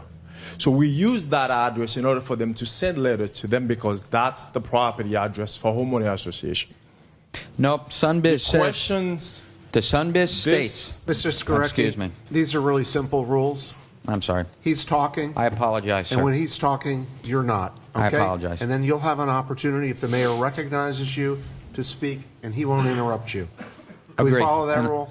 I agree, and I apologize. Thank you, sir. Will you please continue, Officer Pierre? Yes. If you go to the property appraisal, you look for the HOA of Gulfview Harbor. Gulfview Harbor. You're going to get exactly that address in order for us to send them a letter. And that's the address we use to send them a letter of the violations. There's no question 1445 painting over 5 years. We're not disputed that. What they do, they painting the building without a site modification. Either it's 1445 or other building in Gulfview Harbor, period. That is not to recognize. Sunbiz, Yes, which has to be updated every single year by property managers to name the principal address, the registered agent, is not the principal address, is not 1445. We were reading the code complaint stipulating that is building 45 the one being sent the violation. But again, I go back. Every single time I reached out to code and I tried to get this resolved, they were not coming back saying, oh, it's for the whole association, not just building 1445. In the affidavit, it even says building, not buildings. It was confusing. I tried to resolve the confusing. They quite simply did not want to hear it. Finally went to the commissioners, the city manager, and it got resolved in 7 days. I'm sorry, sir. Go ahead. Yes, Vice Mayor McCray. Thank you. First of all, this is for the code officer. No matter if they painted it whatever time, did they have the proper documents? That's what I need to hear. They did not have the proper they did not. documents. Thank you. Let me ask another question. What was the total fines? Was it $17,000? $17,634.12. Okay, with the lien reduction that the magistrate issued, how much was that? Dropped the fines down to $1,000, and the administrative fees stayed there for $634.12, so $1,634.12. Well, you know, we've done lien reductions here in this city before, and I think if we're going from $17,000 that came before the magistrate, whether he got his information, but if he didn't, the attorney got it, you know, and the lien reduction for $1634.12. I'm just saying, if I was going to have to pay $17,000, I'd rather pay $16 instead of $17. I don't know. Vice Mayor, are you willing to make a motion? I'd like to make a motion that we go ahead and accept what the magistrate said for the fine of $1,634.12. Do I hear a second? Second. All right. I think Commissioner Discussion? Casella Yes, I sat in on that meeting with the city manager, and as Mr. Sadecki said, we resolved it within 7 days. I think Code Department has to take a little bit of responsibility here. I think there was a lot of miscommunication going back and forth for whatever reasons. I hold you a little bit responsible for not showing up for the first court date, and that's why you were getting fined $100 a day. I understand that. When you went back the second time, she wasn't there to hear why you weren't there, only about the lien reduction part of it. Correct. So you couldn't speak on that. The problems have been resolved. I'd like to amend that motion that we get administrative cost and get rid of the $1,000 fine and just have paid the administrative cost. The problem has been solved, and Mr. Sadecki has been working with the city in compliance. City Attorney, there's already a motion and second. There's a motion. He's made a motion to amend that. So he needs a second to amend the main motion. On that one. Yes, sir. So if there's no second, it will go on the Then first you vote motion. on the main motion. Just a question at first. So, Commissioner Casella, you said since you were at that meeting, that's what you my take. ascertained was that there was some miscommunication on both sides, and Exactly. And once that was straightened out, like the record states, it was resolved in 7 days. We're talking about a color on a house. That's what this is all about, folks. It's about painting a house without the proper permit. After the right address was figured, it was done in 7 days. I say let's get our administrative costs and let's move on. Okay, and this is not a house, though. This is a multifamily residence, so it is a commercial building. It is not a single-family home. My next question is to the city attorney: is that if we do amend the code compliance magistrates, is it within the same time frame of the 90 days of when she ruled, or is it going to be a different time frame? It won't affect the time frame. Okay. So do I hear a second on Commissioner Casello's motion to reduce to $634.12? I'll second that motion. Okay. All in favor on the amended motion to $634.12? Aye. Aye. All those opposed? Nay. Thank you very much for your time, Commissioners. Thank you.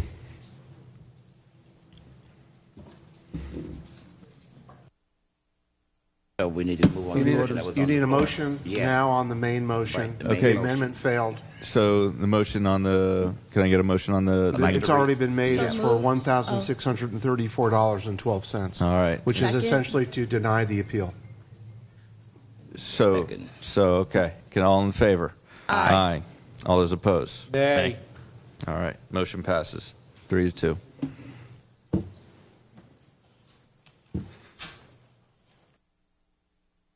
All right. Public hearing. We're on to unfinished business. Would someone?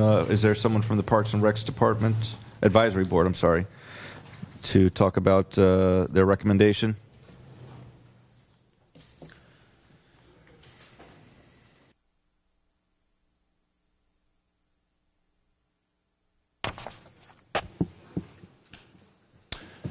Good evening, Mayor, City Commission. Wally Majors, Recreation and Parks Director.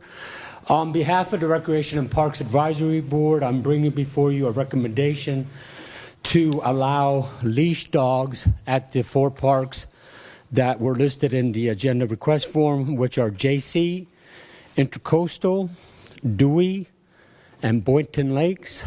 This is the culmination of 2 one-year trial periods where the Recreation and Parks Advisory Board originally asked or recommended that we do this for a one-year trial basis to give us an opportunity to see what the impact would be on those parks and the community, and to determine whether this would be something that we wanted to move forward on.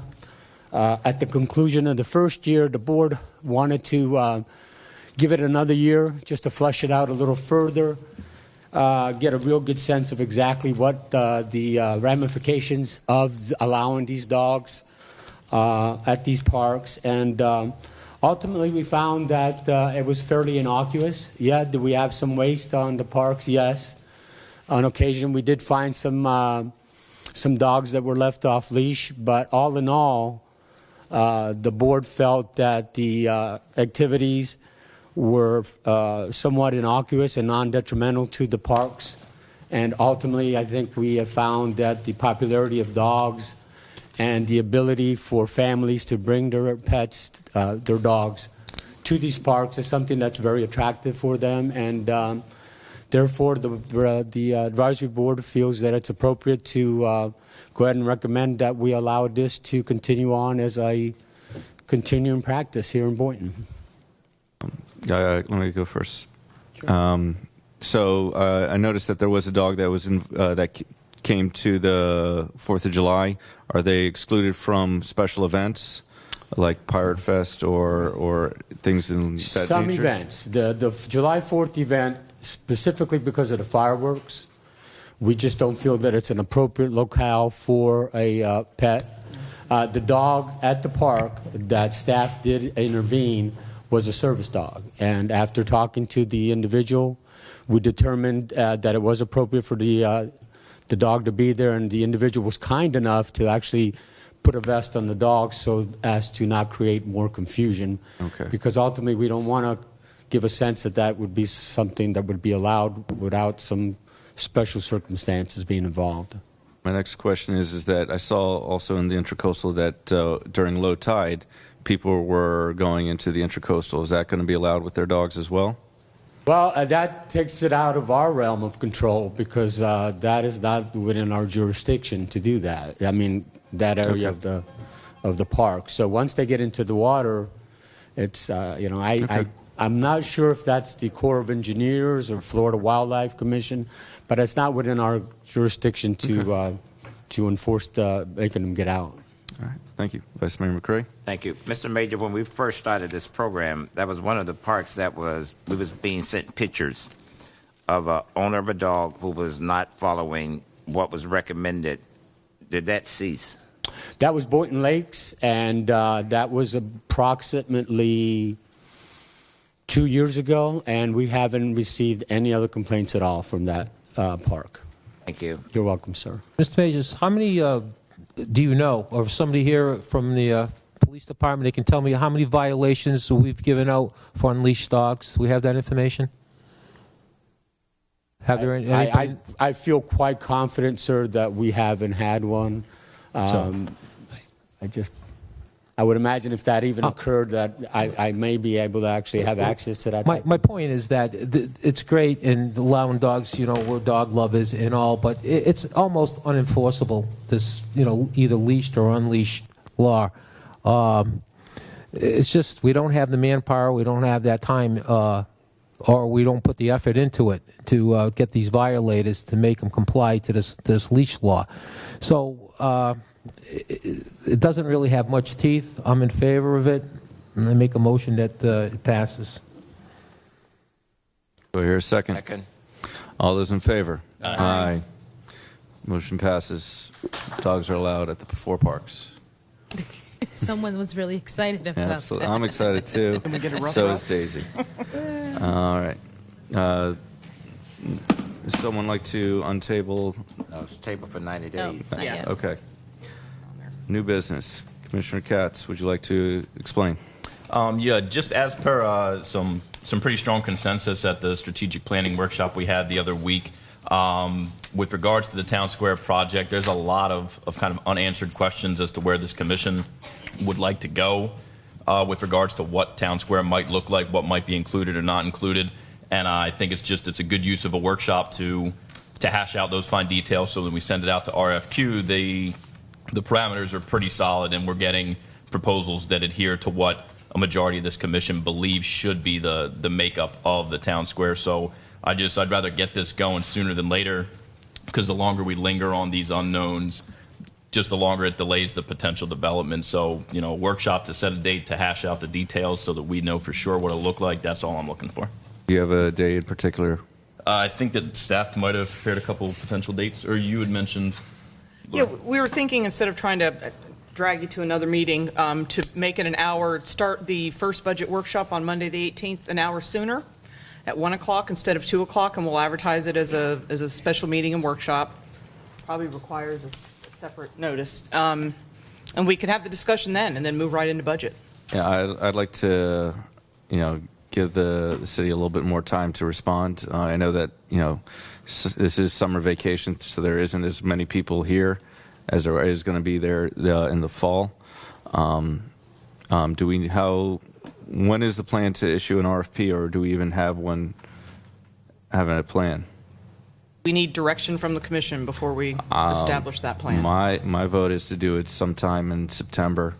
The reason I'm asking for it now is just because with the budget workshop coming up, it'd be a missed opportunity not to come up with some ideas prior to or during budget workshop. If we do it after the budget workshop, then potentially everything we did for the budget workshop regarding the Town Square or the surrounding areas or police and fire station might all have to be amended in the future. So I respect the fact that more time might be necessary for citizen input, but I think that most people who are interested in this, I'd say a decent amount, I don't want to put a number on it, but I think there's enough opportunity and time for people to come out to this. So I want to kind of get the wheels moving. So I'd like to motion for that date and time that Lori mentioned 1 hour prior to the budget workshop that's already scheduled on July 18th, if I could get a second on that. Okay.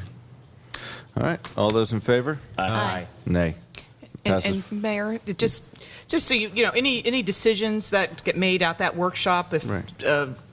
Different specifications for an RFP or different funding mechanisms and our approaches, there'll be many items coming back to the commission to move that forward. This is a first opportunity just for the citizens' opportunity to Yeah, think about. these are just recommendations from the board. Absolutely. It's not, a hard It's vote. not, and right, we only have an hour to talk about it. Okay, wonderful. Anything for the Community Redevelopment Advisory Board? Seeing none. Going on to legal.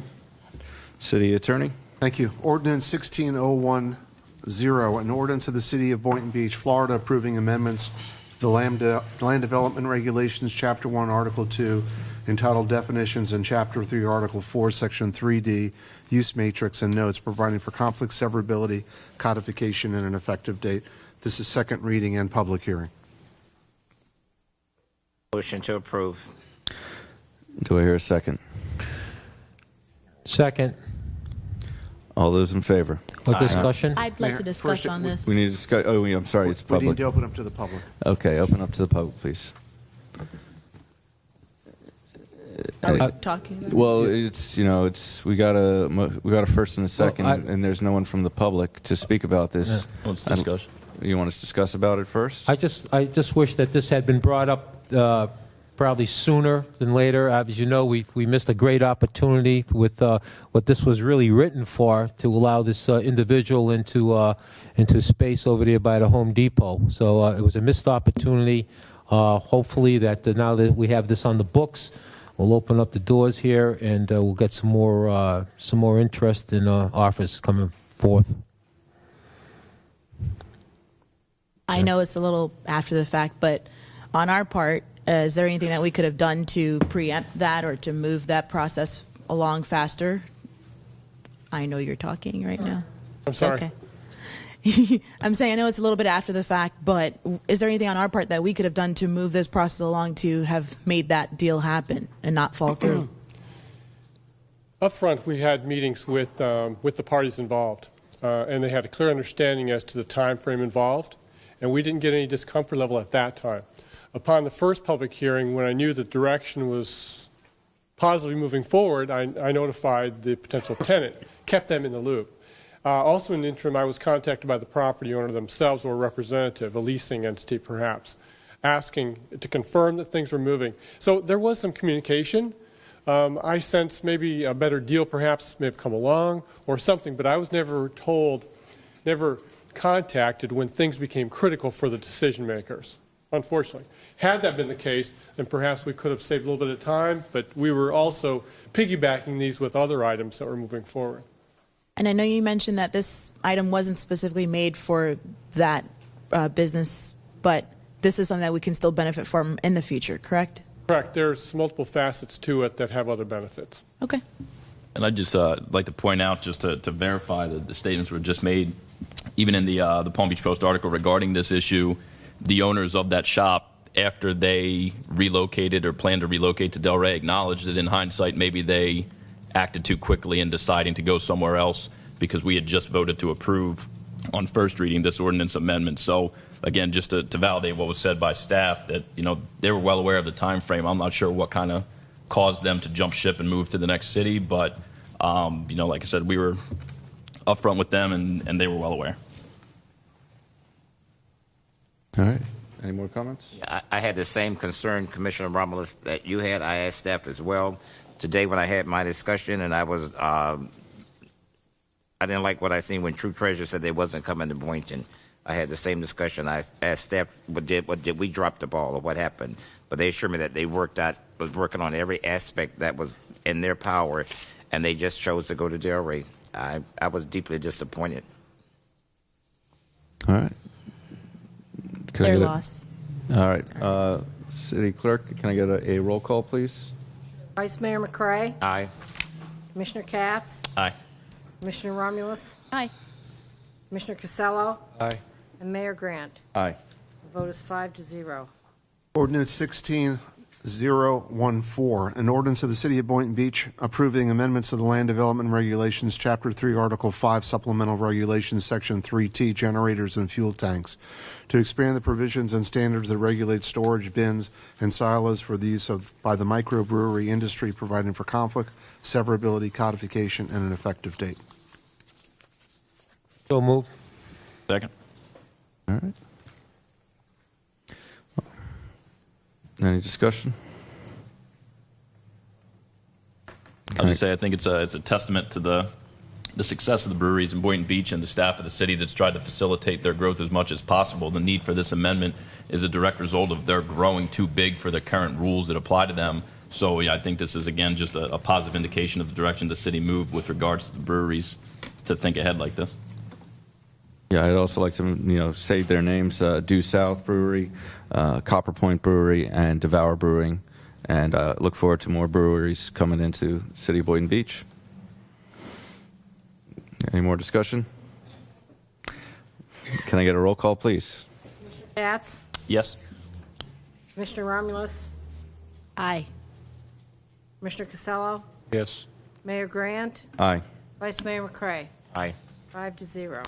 Ordinance 16011, an ordinance of the City of Boynton Beach, Florida, approving amendments to the Land Development Regulations, Chapter 1, Article 2, entitled Definitions, Chapter 3, Article 4, Section 3D, Use Matrix, and notes to increase the location where the sale and repair of motor vehicles and boats are allowed, providing for conflict, severability, codification, and an effective date.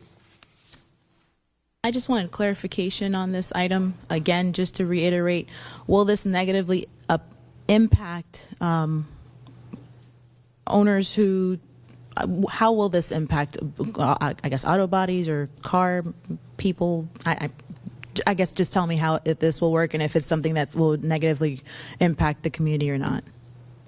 No, first, Mike Rump, Planning and Zoning Director. No, it's written to have minimal impact. If anything, it will have positive impact on the community because most of the car provisions, vehicle sales provisions, requires conditional use approval, which is going to provide staff the opportunity to walk the properties, and most of them are older buildings, older warehouse spaces, sometimes with some screening issues and outdoor storage issues. Give the opportunity for staff to walk the properties for current satisfaction with codes, And number two, opportunity to confirm that there is adequate space indoors to store vehicles which are being marketed for sale. So it should be a positive impact on the review process and not a negative. As far as the impact on those businesses themselves, auto repair shops will have the opportunity or to apply for conditional use approval for sales of it for accessory purposes. All automobiles have to be kept inside? Any that are actively being marketed, visibly marketed to the public. We have been told, and as explained to you by a representative, by one of the companies in the city that would like to be able to sell some cars, it's mainly done by internet purposes or uses, services. So not similar to CarMax where it's an open dealership, open lot storage. My question is, though, these repair shops, will they have 2 or 3 cars out there with for sale signs on them? No, this will not be allowed. Code compliance. And how are we going to enforce that? If they're obviously marked, whether it's markered or posted, then it would be a violation. So if they don't have a for sale sign, but they are for sale, that's going to be okay? That's correct. Okay. They're not. The properties are smaller. They're not really intended for retail purposes or customer visitation. It's really to give them the opportunity to sell it on their own means through internet or newspaper or what have you. Or if a customer comes in for a repair, right. He could see a vehicle. I asked you, and I see it up on the screen. Can you blow that up a little bit so we can take a look at that? Hopefully I can't see. better. That's even better. Thank you.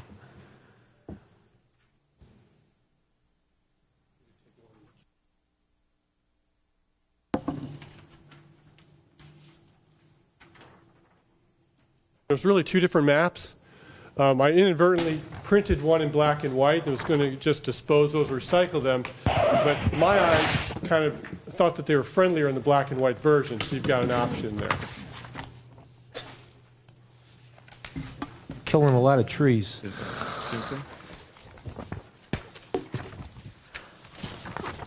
It's different.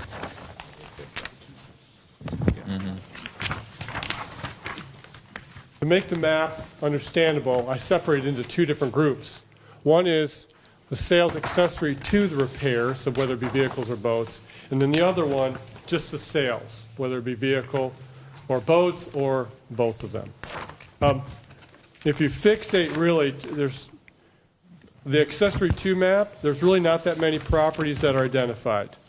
If you just kind of fix your eyes on some of the darker blotches, the red crosshatcher, or the black hatch. You've got one north of Quantum. You've got one at the southeast corner of Quantum.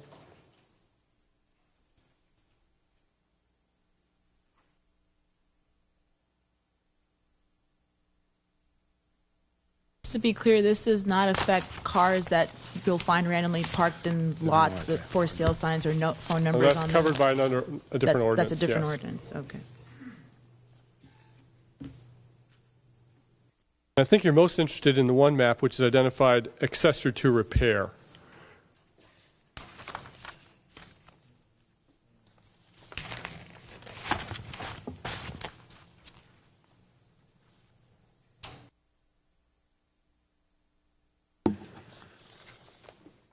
I used a little bit of discretion in identifying the sales map. Use some discretion in eliminating some of the parcels that obviously either have been newly developed by use that's not likely to turn over, or 2, a small piece of property and building which doesn't have really a building large enough to accommodate the indoor storage. I didn't eliminate a lot of them. I could have eliminated more. I included some of the commercial properties which have at least a large tenant space available or constructed on the property that could be used.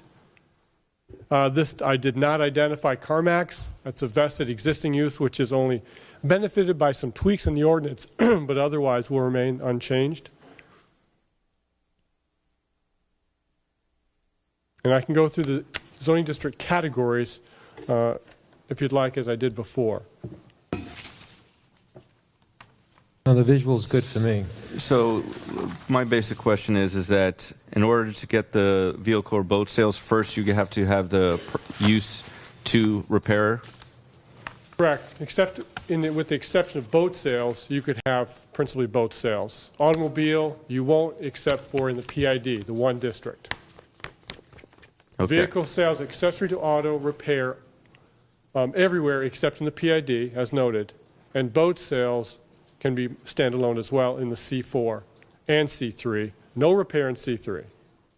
My question is the new site plan for the luxury store all, would that fall under the new ordinances so that they could sell boats? No, they cannot.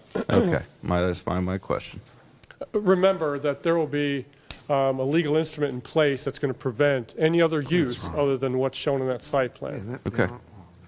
But they would have to repair the vehicles there before they could sell them, and they can't repair there under the agreement. Right, that was my first question. Yes. You have to repair first, then they could do sales. Okay. All right, is any more discussion? No, it's good. All right, wanted to may I know have a that. roll call, please? I have a first and a second, Mayor. Oh, we didn't get Motion. a... So Okay, can I get moved. a motion? So moved. Second. All right. May I have a roll call, please? Commissioner Romulus. Aye. Commissioner Casello. Yes. Mayor Grant. Aye. Vice Mayor McCray. Aye. And Commissioner Katz. Yes. The vote is 5-0. 16016, an ordinance of the City Commission of the City of Boynton Beach, Florida, amending Chapter 13 of the Code of Ordinances, Section 13-4, Classification and Fee Schedule, to provide for a 5% increase in business tax fees, providing for conflict severability, codification, and an effective date. Motion to approve for discussion. Second. My discussion is, I know your staff, my question is for the city manager. You and I, we spoke this morning, and the last time we had a increase was in 2013, and I asked you how was other cities doing, and you gave me a schedule saying that with this 5%, we are still in line with what is going on with our surrounding cities. Am I correct? Yes, sir. Delray and I believe Boca both have recently taken the state allows one time a year, a period of one time in a year that you Every 2 years. That's what I thought. Every other year, excuse me, to raise the business tax license fees, and Delray and Boca have just recently done that, as we are. And if we don't do it now, then it's another 2 years before we look at it again. Okay. My question to the city attorney is, since I pay the BTR, am I allowed to vote on this? Yes, sir. You're part of a large class of individuals, so it doesn't affect you individually. Okay, thank you. I have a question here. I have no problem with the increase, but what is our collection rate on these BTRs? I know that in my neighborhood, I'm the HOA president, and the rentals there, they use them as rentals. There's quite a few of them in there, unbeknown to me at the time. What's our collection rate? Are we improving on that? Have we assigned someone specifically for that? Salika Brown, Business Development Specialist. Well, the rates have actually increased because we have a business tax inspector. The regulatory facet for the rentals are controlled by code compliance, and the business tax inspector actually does the control for regulatory facets for business tax receipts for the commercial businesses. So the code and you get together, and so, I mean, they do the residential, as you say, the code does? We work hand in hand. The intake staff takes in the applications and does the processing for the administrative portion of it. Code compliance conducts the inspections as well as the collection for the businesses or the rentals that have not been paid. You say it's improved the collection rate? Can you give me like comparables? Well, last year for commercial purposes, we from February through October 1st, we collected $134,000 approximately. So, and that's for businesses that have been not in compliance since we've had the business tax inspector. So we gained $134,000. Absolutely, and this year through since January, we've already collected $100,000. Okay. Does code have someone just for the residential to go around, just check on that for residential, or is it?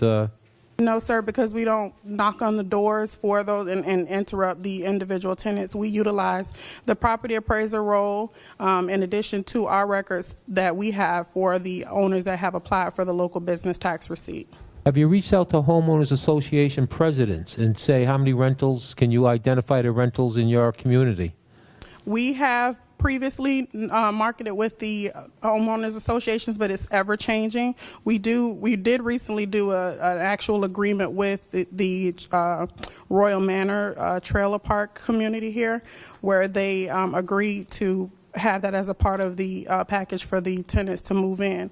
So we are increasing that. Unfortunately, we just don't have the manpower to reach out to every individual HOA in the city. Well, we have that same application in my community. That's what I'm saying. Do we need more manpower to, if we're collecting an extra $134,000, that surely pays for a position. Absolutely. Is that something that we had to look at? Is that something we got to appropriate, in your opinion?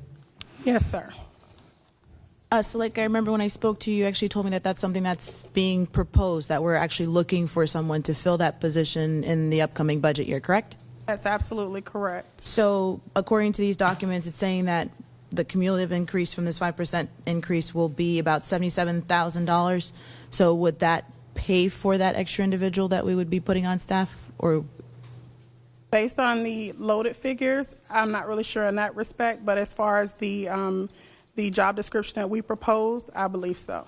All right. I did put together a municipality comparison just to show you the typical businesses that we get on a day-to-day fashion in comparison with some of our neighboring municipalities, so that you can see the effects of it and how we rank in respect to that.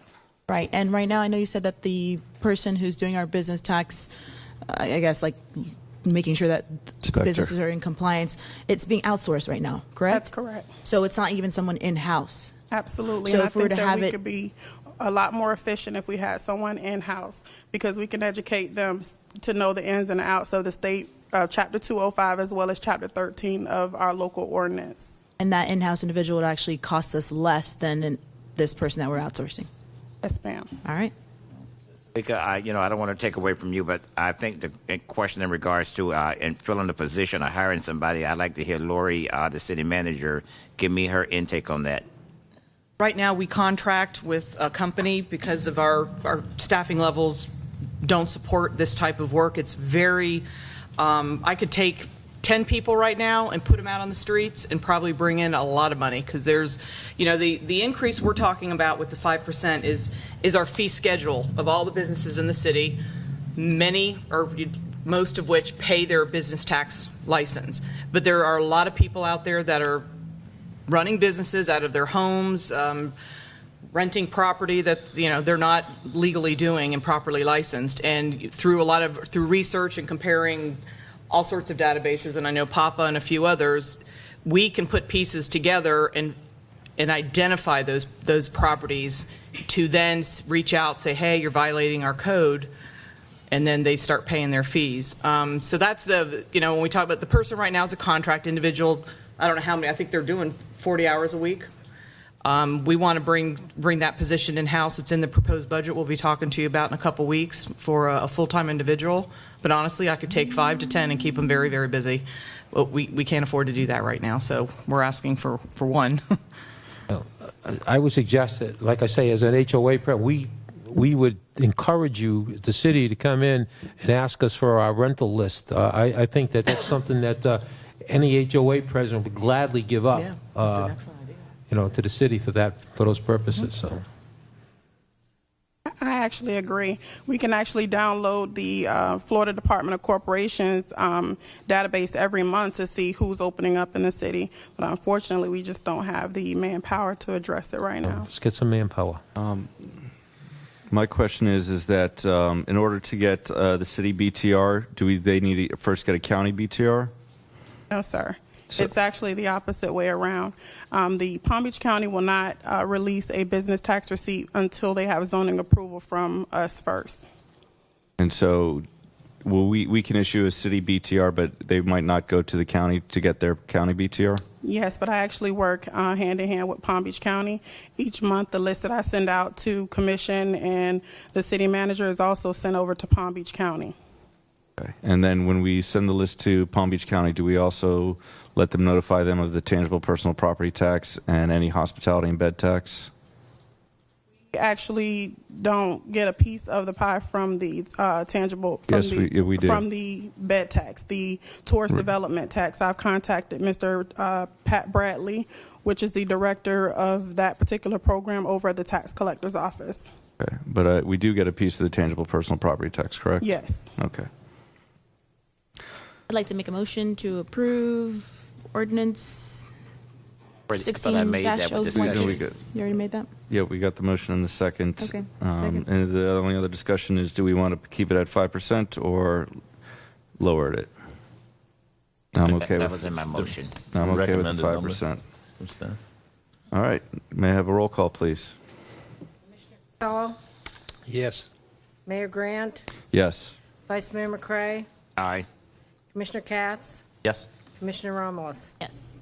5-0. Resolution R16084, a resolution of the City of Boynton Beach, Florida, authorizing the city to issue a request for proposals for financing terms for the city's utility system revenue bond series 2016, expressing official intent to reimburse prior expenditures and providing an effective date. Colin, I guess, or Tim, come down.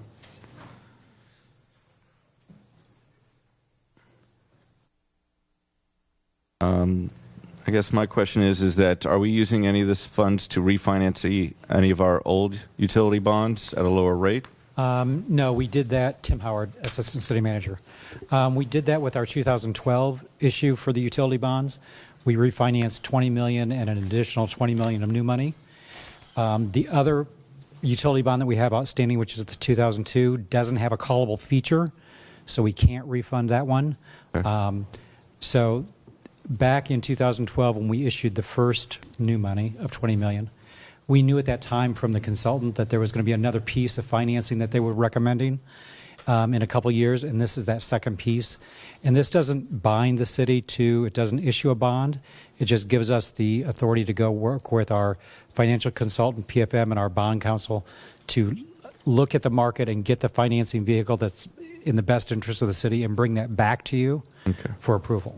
But but it will be a maximum of $23 million? Yes, the financial consultant and the bond counsel we're looking at $20 million, but they wanted flexibility in case the interest rate, if we had to go to a true bond or if we could go through the bank loan. There's two financing features.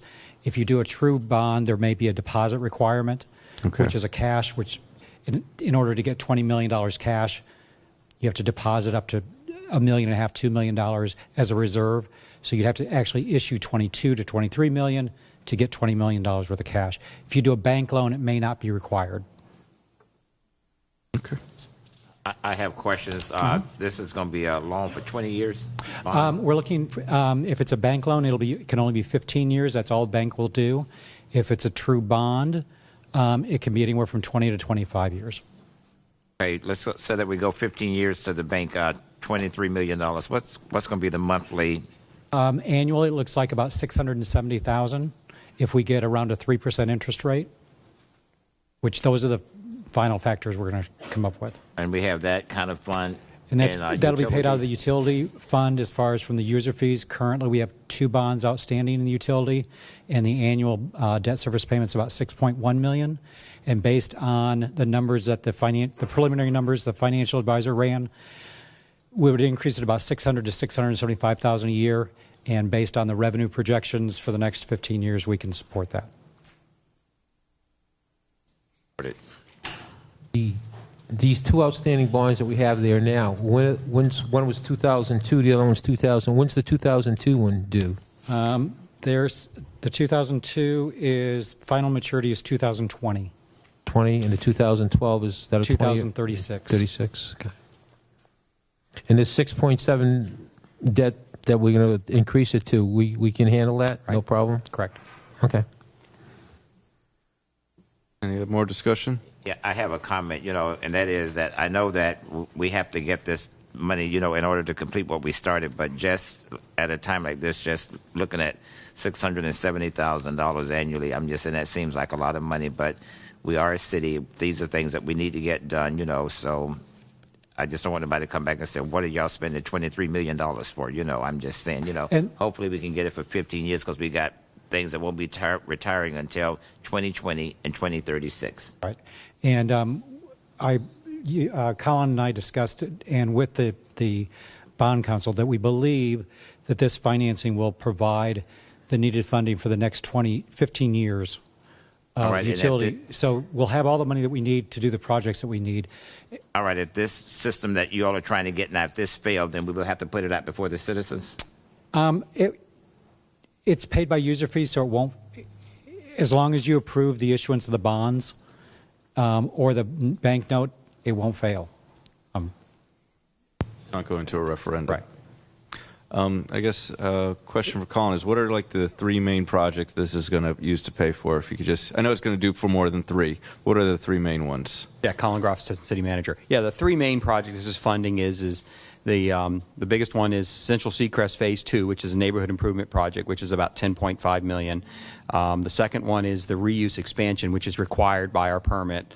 That's about $7.5 million, and the remainder of it is to complete funding the large water plant project that's currently underway. Those are the three main projects. Yes, the money does move around a little bit, but those are the three main projects that this funding is for. And also, I saw that it was also for stormwater. Yeah, the funds move around a little bit. I mean, we also have 3 or 4 big stormwater projects. North-South Road is bidding in 2 weeks, or 2 to 3 weeks, I hope. 2 to 3 weeks, that's about $2 million. Wow. And then we have about another $3.5 to $4 million within about 4 stormwater projects throughout the Northeast area. Okay. So yes, that's all part of the picture. But remember, we still have the bonds. There's money. This is what we needed remaining of the bond we did it in 2012. So some of these projects are paid out of that too. So this is the remaining portion of what they said in 2012 they needed. Great. So While you're still there, what's going to be left in the reserve for the utilities?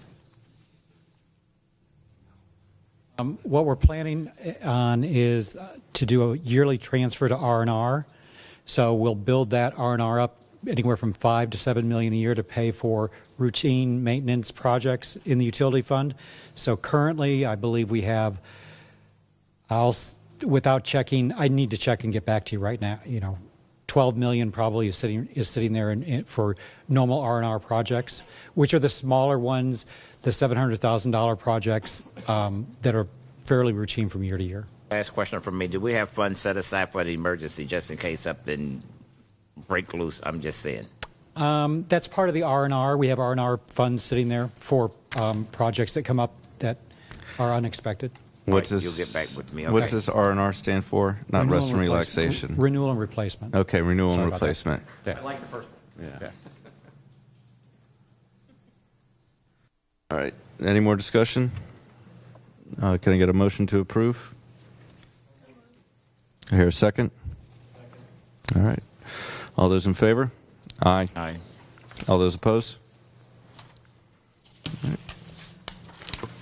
Ordinance 16015, an ordinance of the City of Boynton Beach amending the Land Development Regulations, Chapter 4, Article 5, minimum off-street parking requirements, Section 3, special reductions in required off-street parking, amending Chapter 4, Article 5, minimum off-street parking requirements, Section 4, exceptions to required off-street parking, providing for conflict severability codification and an effective date. Can I get a motion? So move. Is there a second? Second. Any discussion? Anybody from the public?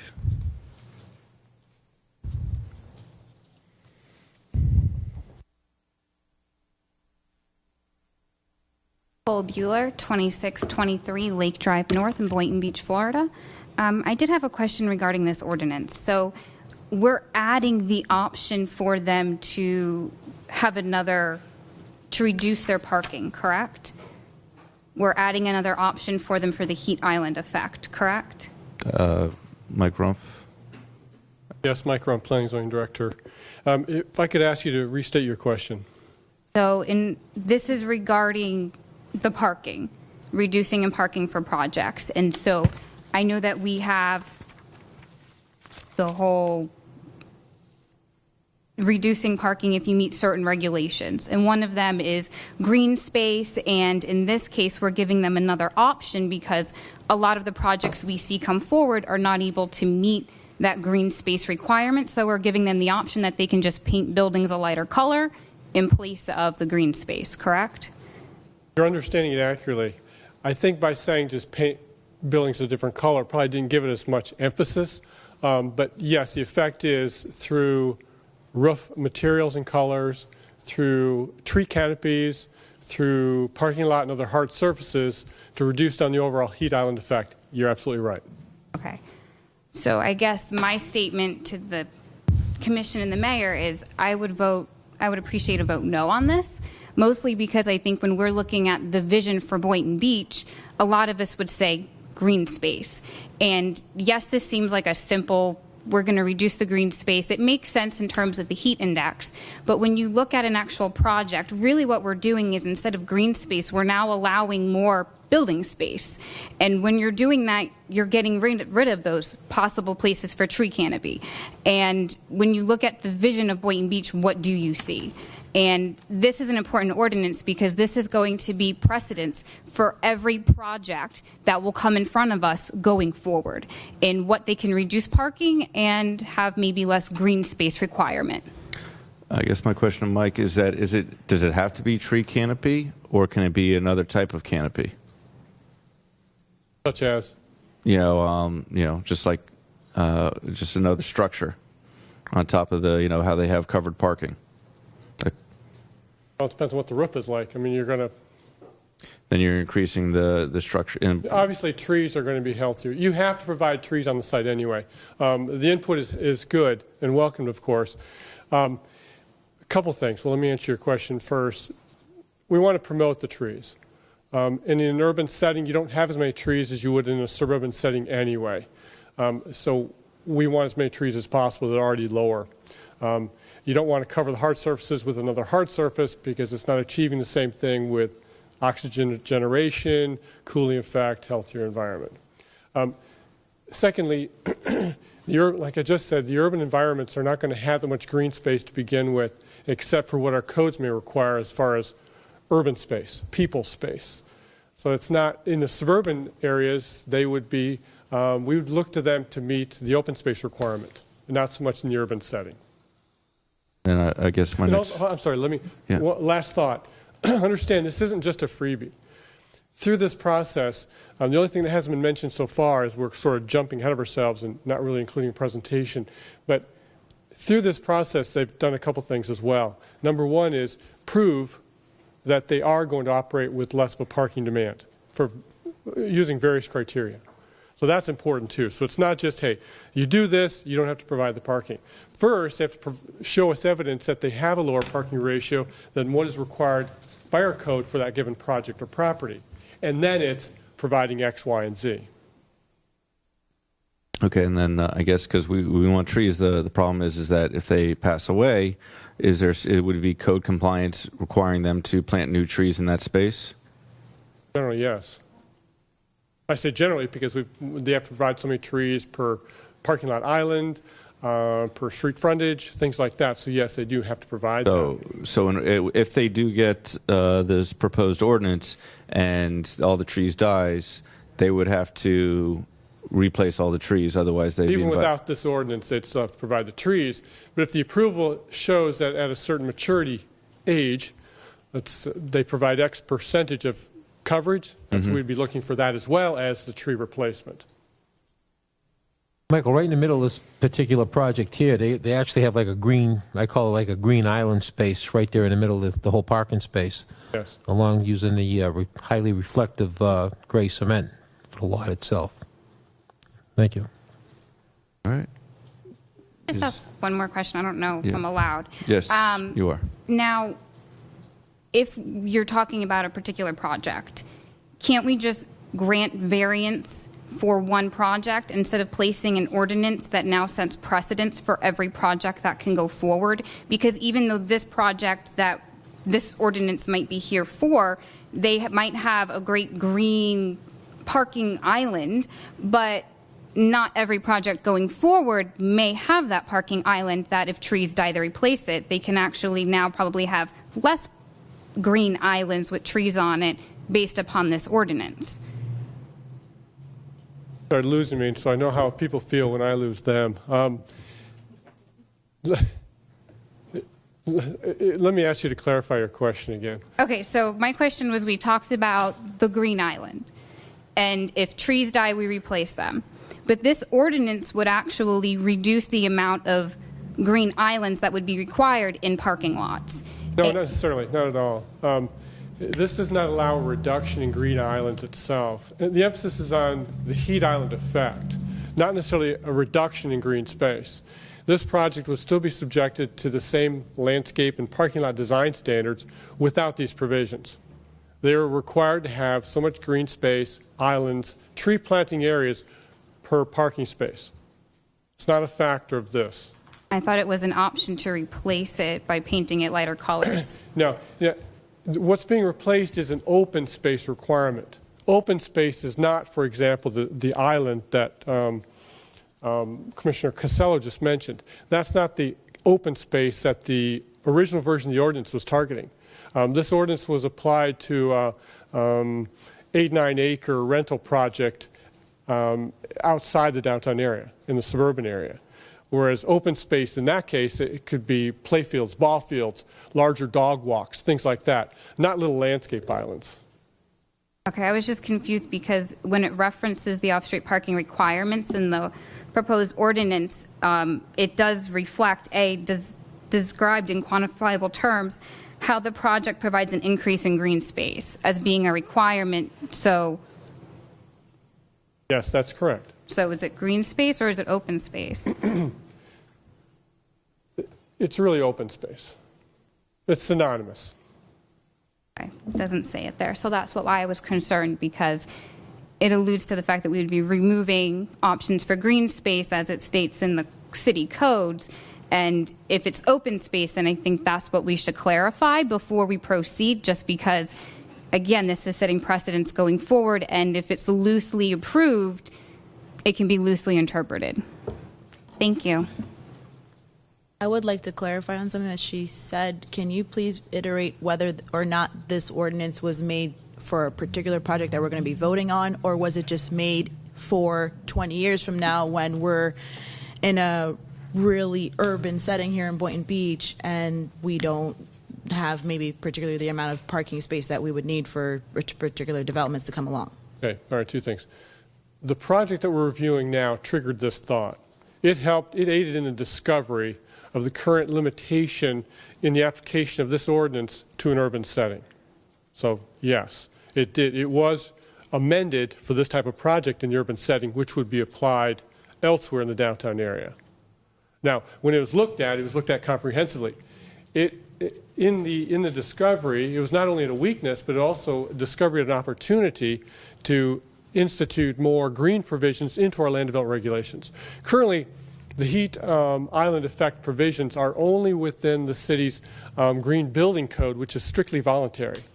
This puts them more into effect, which is going to get them used more frequently.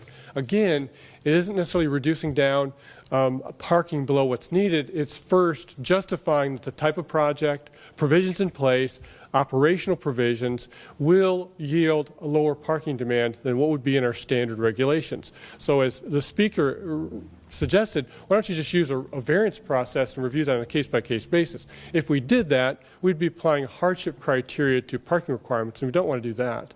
Number two, we'd be missing the opportunity to institute these green provisions into our land development regulations. So speaking of the vision of Boynton Beach, in 20 years from now, this is a good ordinance that will move the city in the right direction in terms of being friendly, green friendly, earth friendly, things like that? Absolutely. But I will say, like all of our regulations, and what we're doing right now is reviewing its effectiveness. So this ordinance is about 2.5 years old, and it's now being improved upon. So 20 years down the road, that's a long ways. It should be perfect by that point. But I'm saying even next year, the year after, we might make tweaks to this as it's tested project by project. Can we do something like this at the High Ridge Landings, sustainable parking, less parking, more green? Yes, that's the project that this was first applied to. Right. Close distance to the train station, on transit routes and things like that. So it was... So we implemented this before. Yes. Something right. Yes. My question is item P on the, I think, section 2. It says consent to providing a report continuing evidence of continued compliance with the requirements herein upon the request by the city. My question is what is the enforcement mechanism of this ordinance? Or is there another enforcement mechanism? Well, what we discussed is obviously if there becomes a parking deficiency, again, if the analysis or documentation was wrong, something changes in the project that perhaps the applicant or staff did not anticipate, and therefore the parking reductions or lower provisions did not occur and there is a parking shortage, that would probably be revealed by perhaps violations of parking, maybe even complaints by residents. Maybe the management company comes to us and says, this isn't working, here's why, and here's what we'd like to do. I'm kind of confused. So it says a continuing report, continuing evidence of compliance. Is that for up until the project is completed, or is it for the life of the project after completion? One more reference, can you point me where you're at? Page 4. Section 2, item Just above P. Section 3. Yes, this is upon a request, so it's not going to be on an ongoing basis. If we suspect there's an issue, they're consenting to us asking for ongoing progress. Okay. And so if they're not held in compliance, the enforcement mechanism for the city is blank. You tell me.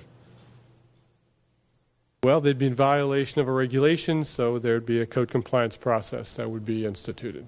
Okay. Understand, they've got both on-site, site plan on-site, and operational requirements that have to be met. For example, if it's a rental project, for example, they need to be providing the residents with carpooling and transit information made available to them. Even someone in the office is going to operate that program. That is a requirement. So if they can't provide us evidence that that is occurring, then they'd be in violation. Okay, and then we could fine them. If it got to that point, yes. Well, we give them a notice of violation Right. and then go from there. Correct. Okay. Any more comments from the public? Hi, my name is John Schrotch. I live at 2623 Lake Drive North. Just another question, I guess, with this. So essentially, is this providing another option to get this limited parking? So we could say, well, have less parking. This option, is this an and or is this an or? Is this saying that you have to go through whatever our checklist is currently and achieve this new reflective paint or environmental building compatibility? Or is this an or? Saying either you have the option now. If you achieve this, you don't really have to achieve any of these other ones, regardless, maybe also including whatever we do have that's required. But Correct. This is not mandatory. This is, in one respect, voluntary as well. If they provide the minimum parking based on our standard ratios in our code, they would not have to meet all these requirements. so this is an or. So like Nicole was mentioning, the green space. Right now the green space is one of the available options to achieve this lower parking, I guess I call it a privilege that builders could have. So they'll have the privilege to not have to have such off-street parking if they achieve green space. But now if they can do reflective painting or reflective roof material, that will achieve that check, basically. Is that correct? In lieu of an open space requirement. Okay. Correct. So the concern I think Nicole has, and just a concern that I have as well, is this is basically a much easier step that you have builders taking than taking this green space, basically check to get this. This is a privilege. So you have to provide, you're not required to provide the level of parking that other builders are. So in order to get that privilege, they were looking to create green space, provide more green space for the city. Say, okay, if you provide green space, we'll not require this parking. Well, now if the other option is just to paint a building, to provide lighter cement and put reflective material on a roof, that's going to be the choice. In my mind, if I'm a builder, I'm going to take that 10 times out of 10. So the concern is, even though this doesn't directly remove green space, this removes that incentive for builders to have this green space going forward, because this is going to be the option. So I just wanted to make that clear that was a concern. Yes, Michael. What's important, and let me reiterate, and it's written into the regulations, this revision is applicable to infill and redevelopment projects. Those are smaller, more compact projects in the downtown area. They would not be subject to, that would be required by our regulations to provide any substantial open space unless it's something that's negotiated in, let's say, a mixed-use project. But again, the open space that the original ordinance envisioned is something more suburban, something more green, something more park-like. We're seeing it at Town Center Village, for example, or any of the large PUDs out west, where they're subject to open space requirements as part of the recreation standards. We're not going to have those required of these projects that are in the infill areas to begin with. Although former Commissioner Mike Fitzpatrick would love to have had substantial open space requirements of such developments due to the price of land and what we're envisioning in the downtown area. Open space or parks are going to be planned separately or exist along the water now in ideal locations. So we're not jeopardizing that. We're not requiring them or likely to obtain that open space in these areas now. Michael, you always use the Boynton Beach Mall as an example for that, just what you're saying now. With all that open space, asphalt, that they wouldn't have to do that. If they were to build that mall exactly like that today, they could make the screen space, reduce the parking spaces. Well, if they were to develop the mall itself, they'd probably opt for a lot less parking. That's what we really want to avoid, is not planning. The original engineering, the original studies that produced the common parking ratios we use today were based upon a maximum need. Okay, so just real quickly, the parking ratios are not going to go away. We still have ratios for parking. That stays intact. Correct. Okay. All right.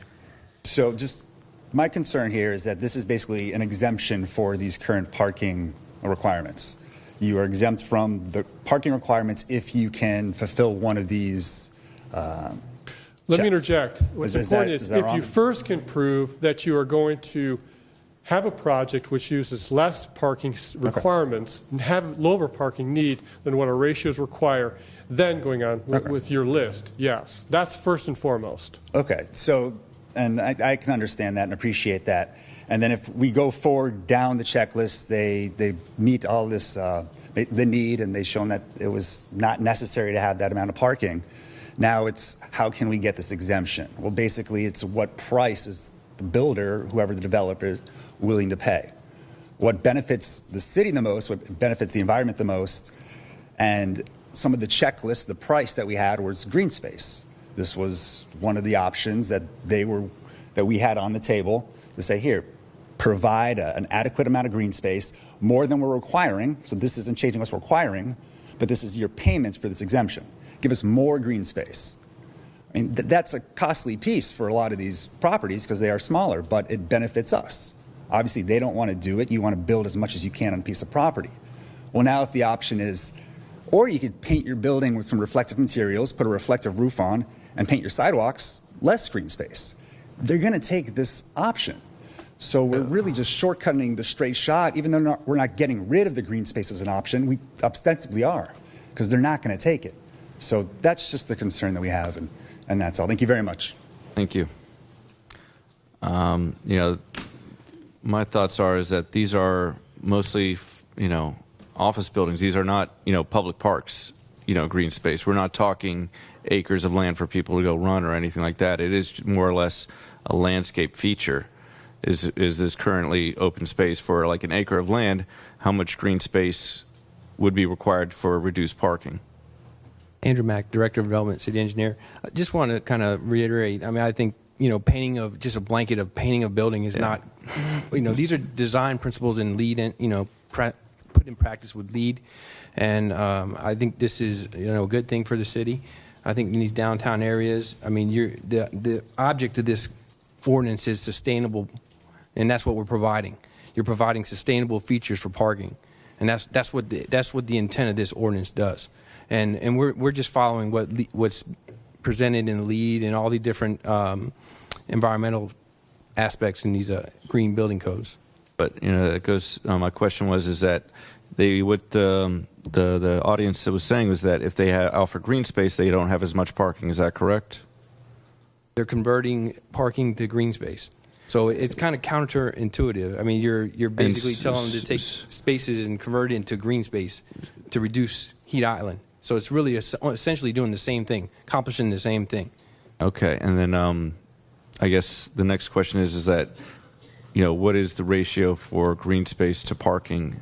Can you explain what we currently have with the green space and the parking? Well, that part's not changing. The required green space, like Mike reiterated, that's not what's changing here.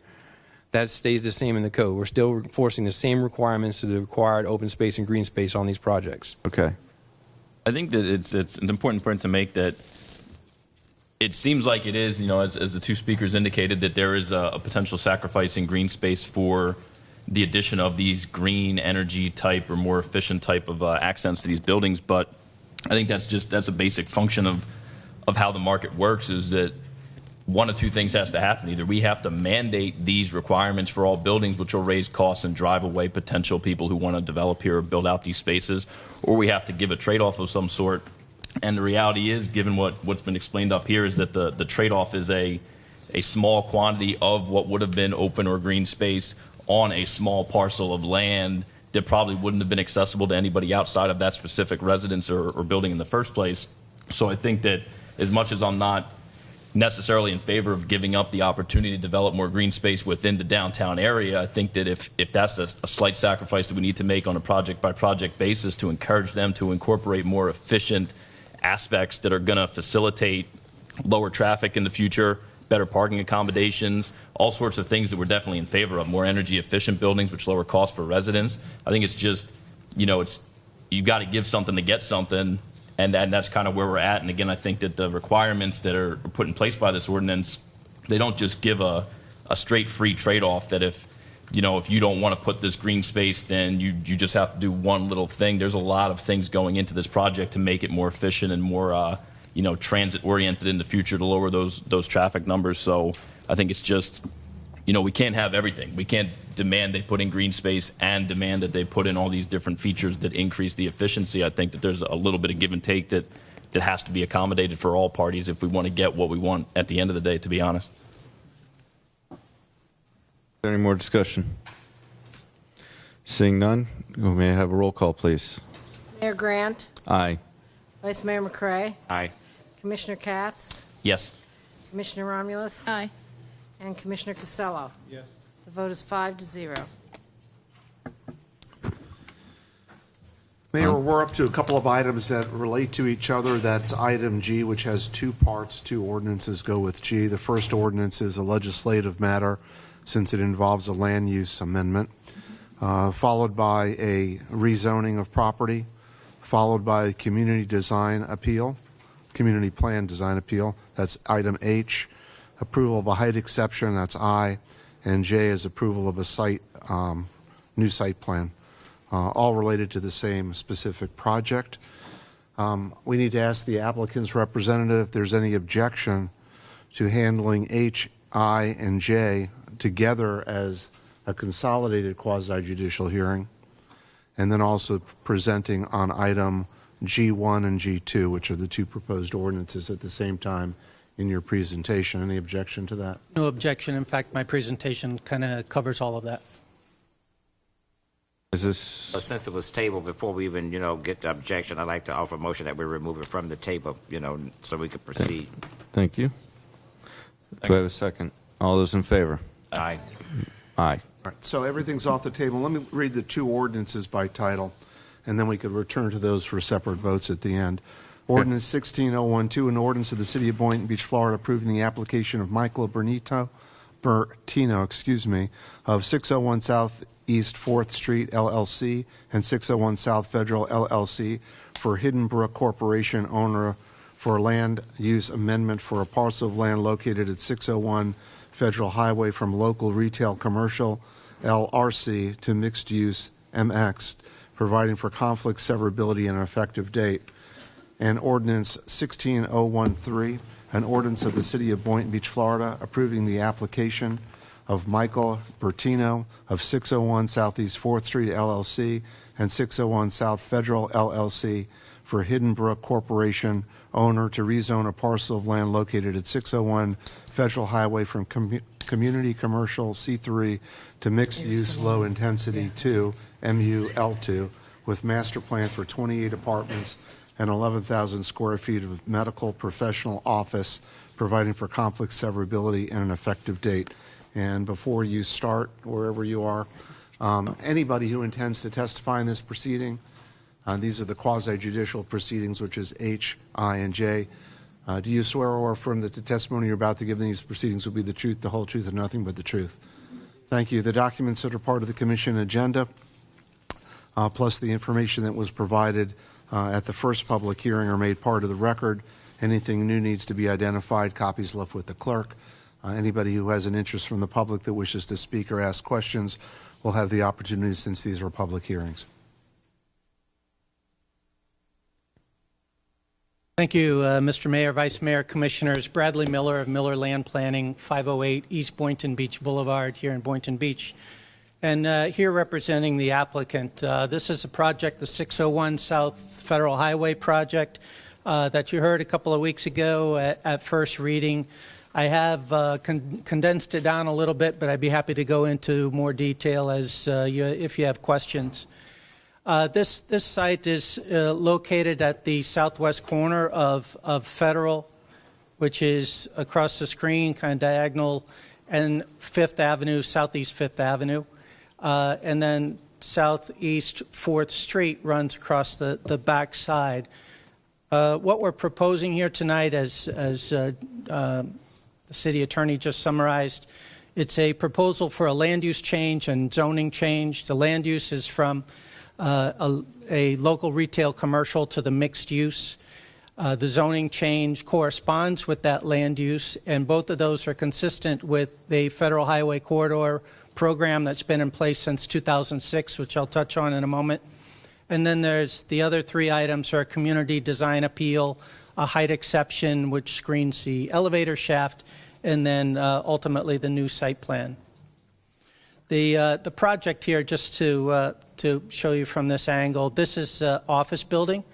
It's 3 stories, 40 feet high. The parking is in between, and then the apartment building is to the back side, which is 7 stories and 65 feet high for 28 residential units. Just to go to a straight aerial view, this site runs from Federal Highway all the way through to Southeast 4th, and then has Fifth Avenue on the north side of it. Across Federal Highway is Sterling Village. To the south is the assisted living facility that I probably should have pointed out on the last slide. This block here is actually a approved project that's under construction right now as assisted living facility at 63 feet high. To the west is Pence Park, and then to the north across Fifth is office commercial development. The land use and the zoning part of it, we are proposing, as I mentioned, we're going from the local retail commercial to the mixed use. It's the same as the parcel immediately to the south that was done about 6 years ago. And zoning-wise is the same thing, going from the C3 zoning, which is a commercial designation, to the mixed-use Low 2 designation, also the same as the parcel to the south. As I mentioned, this parcel has been part of an overall plan for the Federal Highway Corridor that goes back to 2006. You can see the reference at the bottom, June of 2006. And this area, not just this property, but this area was planned for mixed-use development in various densities, this being the mixed-use Low 2 area. So we're really just following that corridor. The table that's listed there on the chart shows that we are actually well below any of the maximum development potentials. The only thing that we meet is the 65 feet, which is the maximum height for the apartment building. Our site plan consists of an office building that's on the east side. Again, it's 3 stories. It's 40 feet high, 11,000 square feet. It's for professional and medical office space. And the building on the west side of the property is a multifamily apartment building for 28 units, 7 stories, and 65 feet. We have a total of 102 parking spaces. I went to some length last time. I won't go through it again for the number of parking spaces that are provided on site, the contingency spaces that are on site, as well as the off-site parking that's allowed by code. The total required is 94. So we actually, when you total all those together, we have a surplus of parking. The item before and the sustainable parking, we are using the sustainable parking, which is to promote a reduction of cars and promote alternative means of transportation of walking and bicycles and scooters. We've got compact spaces here with charging stations. We've agreed in our last hearing and again tonight to have conduit run, so we have the potential of more charging stations as the electric car comes along. We have we're right on a bus route, which is on Federal Highway. We're equal distance, really, between Woolbright and going down to Sunshine Square or Las Fontanas, or going north up to Hurricane Alley or Banana Boat or Two Georges, to be able to promote that transportation of not getting into your car. We also have some management practices that we've provided to the staff of how to give incentives to the residents to reduce the number of cars.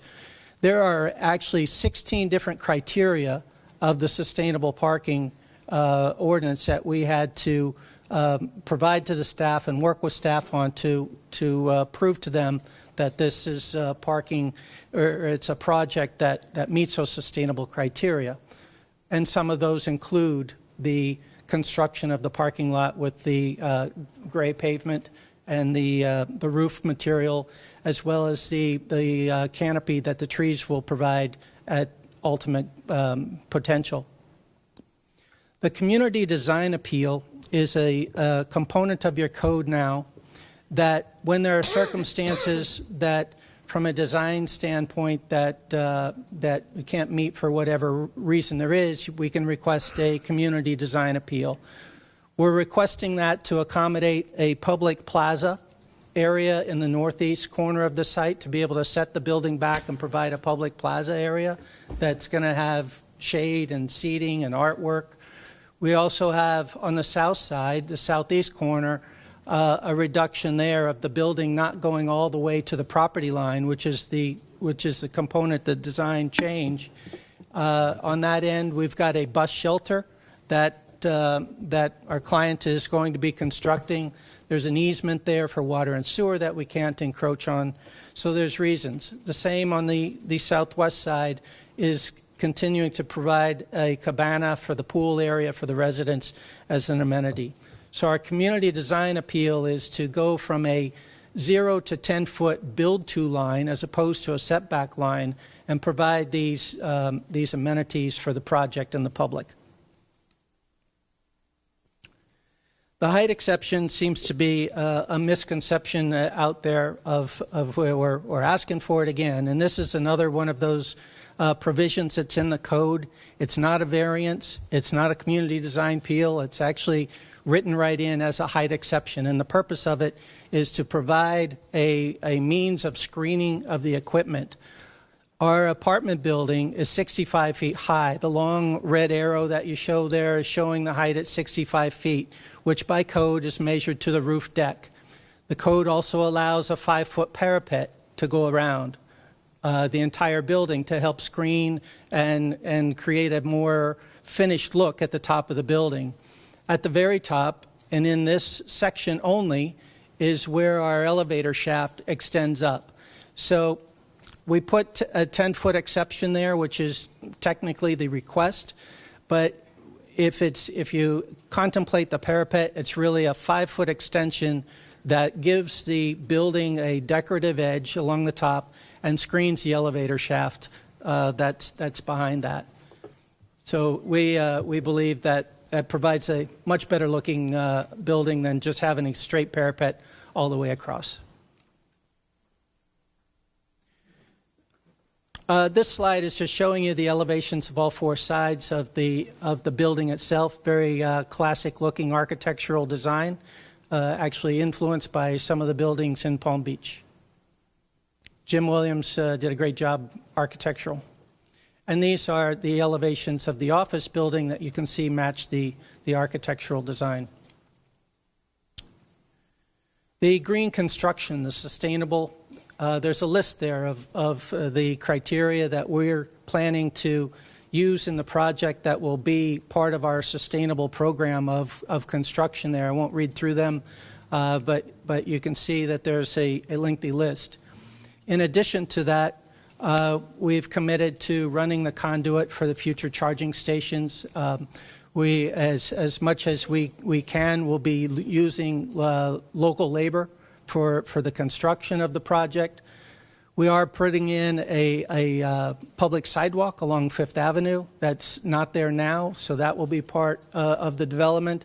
And I have to apologize, Vice Mayor McCray, I didn't list on there the median of 4th Street because I know that you would remember and you would ask me for it. So I'm committing to that now that we will, as part of our landscaping program, help that median. It's in need of some weeding and some new mulch, and so along our frontage of the project, we will include that into the construction as well. The items that we need to discuss here in some more detail are the conditions of approval. I touched on these last time. There's actually 4 of them to talk about. The first one, I believe we're still in agreement with staff of the modified language that I have there. It's for the street lighting that would be put up with the project.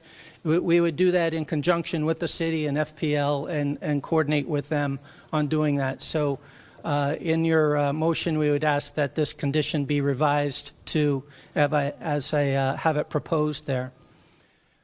Condition number 7 is talking about a water main that's along Federal Highway. We think it's in the range of 40 years old and probably runs a good length of Federal Highway. We feel that just a piecemeal approach of just replacing that one section, if it's required to be replaced, the way the condition is written, we have to get in there, dig it up, and then find out what it is to be able to replace it. We feel that that's more of a capital project for the city to be able to take care of that pipe as a whole. Would think that that would be something that the city would want to do for the entire stretch of Federal Highway and not in such a piecemeal component. I do want to point out that the project to the south, the assisted living facility, looked back at those approvals and there was no requirement to replace the pipe there. Condition number 9, back to number 7. So at number 7, we would ask that you delete that condition in its entirety. Condition number 9 is talking about fire hydrants. There's an existing fire hydrant at the northwest corner of the property, and we're wanting to keep that fire hydrant. We're putting in a new fire hydrant at the southeast corner, which would be the new Siglock? I'll learn that one of these days. Siglock, which is one of the newfangled hydrants that are around. And the fire hydrant that's existing there is in fine shape. The fire department has the training to handle both of them. And that's something that we ask be revised to. We will continue to put in the new one where there is not a fire hydrant, but we want to keep the old one. So condition number 9 would again be to revise the words existing and from that condition. Lastly, it's condition number 15, and it talks about the design standards architecturally. 15A is talking about the apartment building, and there's 2 units that actually have some private porches for the residents that face 4th Street. Staff is asking that those be opened up, if you will, and be more accessible to the sidewalk on 4th. We're concerned there with security issues. The building is designed where there's a centralized location for the residents to come. There'll be a property manager there 24/7 on the property. So we want to maintain the security of it for the residents, and we would ask that that part be eliminated. 15B is talking about the federal highway side and the office building. This is one where staff is suggesting that we kind of separate the trees and put in some awnings to create shade and shelter to show that this is the federal highway side of the office building, and you can see the people that are in there are actually to scale because of the grade elevations that are there. So there's actually about a 5-foot difference between the sidewalk and the bottom of the sill of the windows. As far as the shade and shelter areas, as you walk from south to north, within the 150 feet of our project property, which is half of a football field, you have a bus shelter that's on the south side that provides shade and shelter.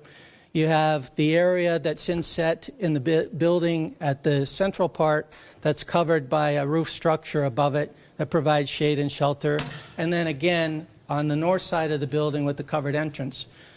We feel that this is better designed for an office building. It's not retail space. It's not the retail windows that have all the exposure. So that's our request, that condition 15B also be requested. To go back to some of these, there's always a question of, oh gosh, it seems like everything's being given away here. We did some estimates. I talked to my client here today, and some of the public improvements that we consider that this project is providing total up to about $500,000 when you include permit and impact fees with that too. There's 2 plazas on the 2 corners. There's artwork with that. There's going to be benches and seating area. There's a bus shelter that's going to be used by Palm Tran, which is a public improvement. There's a sidewalk and curbing along 5th Avenue that we're committed to put in, the new fire hydrant. There's a $16,600 park fee that's part of the project that the developer is paying. When you total all that up, along with the impact fees and permit fees that get incorporated into a project like this, we're estimating that to be about a $500,000 expenditure that is going to be highly used by the public. So it's not just a give it away situation.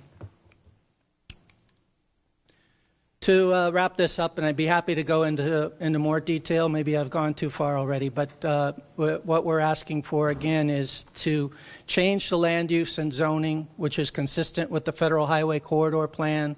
The community design appeal allows the design to happen and provide some of those public features. The height exception is to screen the elevator shaft and give the building a cleaner edge at the top and a more decorative edge at the top. And then lastly, the site plan itself is for approval, and that's where the conditions come into play. And we ask that you consider our request of the modifications to the conditions that we've proposed. So with that, I'll open it up to any questions. First and foremost, I'm glad to see that the conduit for future plug-in stations, electric car plug-in stations, that was one of my pet things. The park impact fee, can that be earmarked for a specific park, or does it have to go into a pool where all parks have to share in that? Like Pence Park, we've been talking about maybe a potential dog park there at some point. Mike Rump, Planning Zoning Director.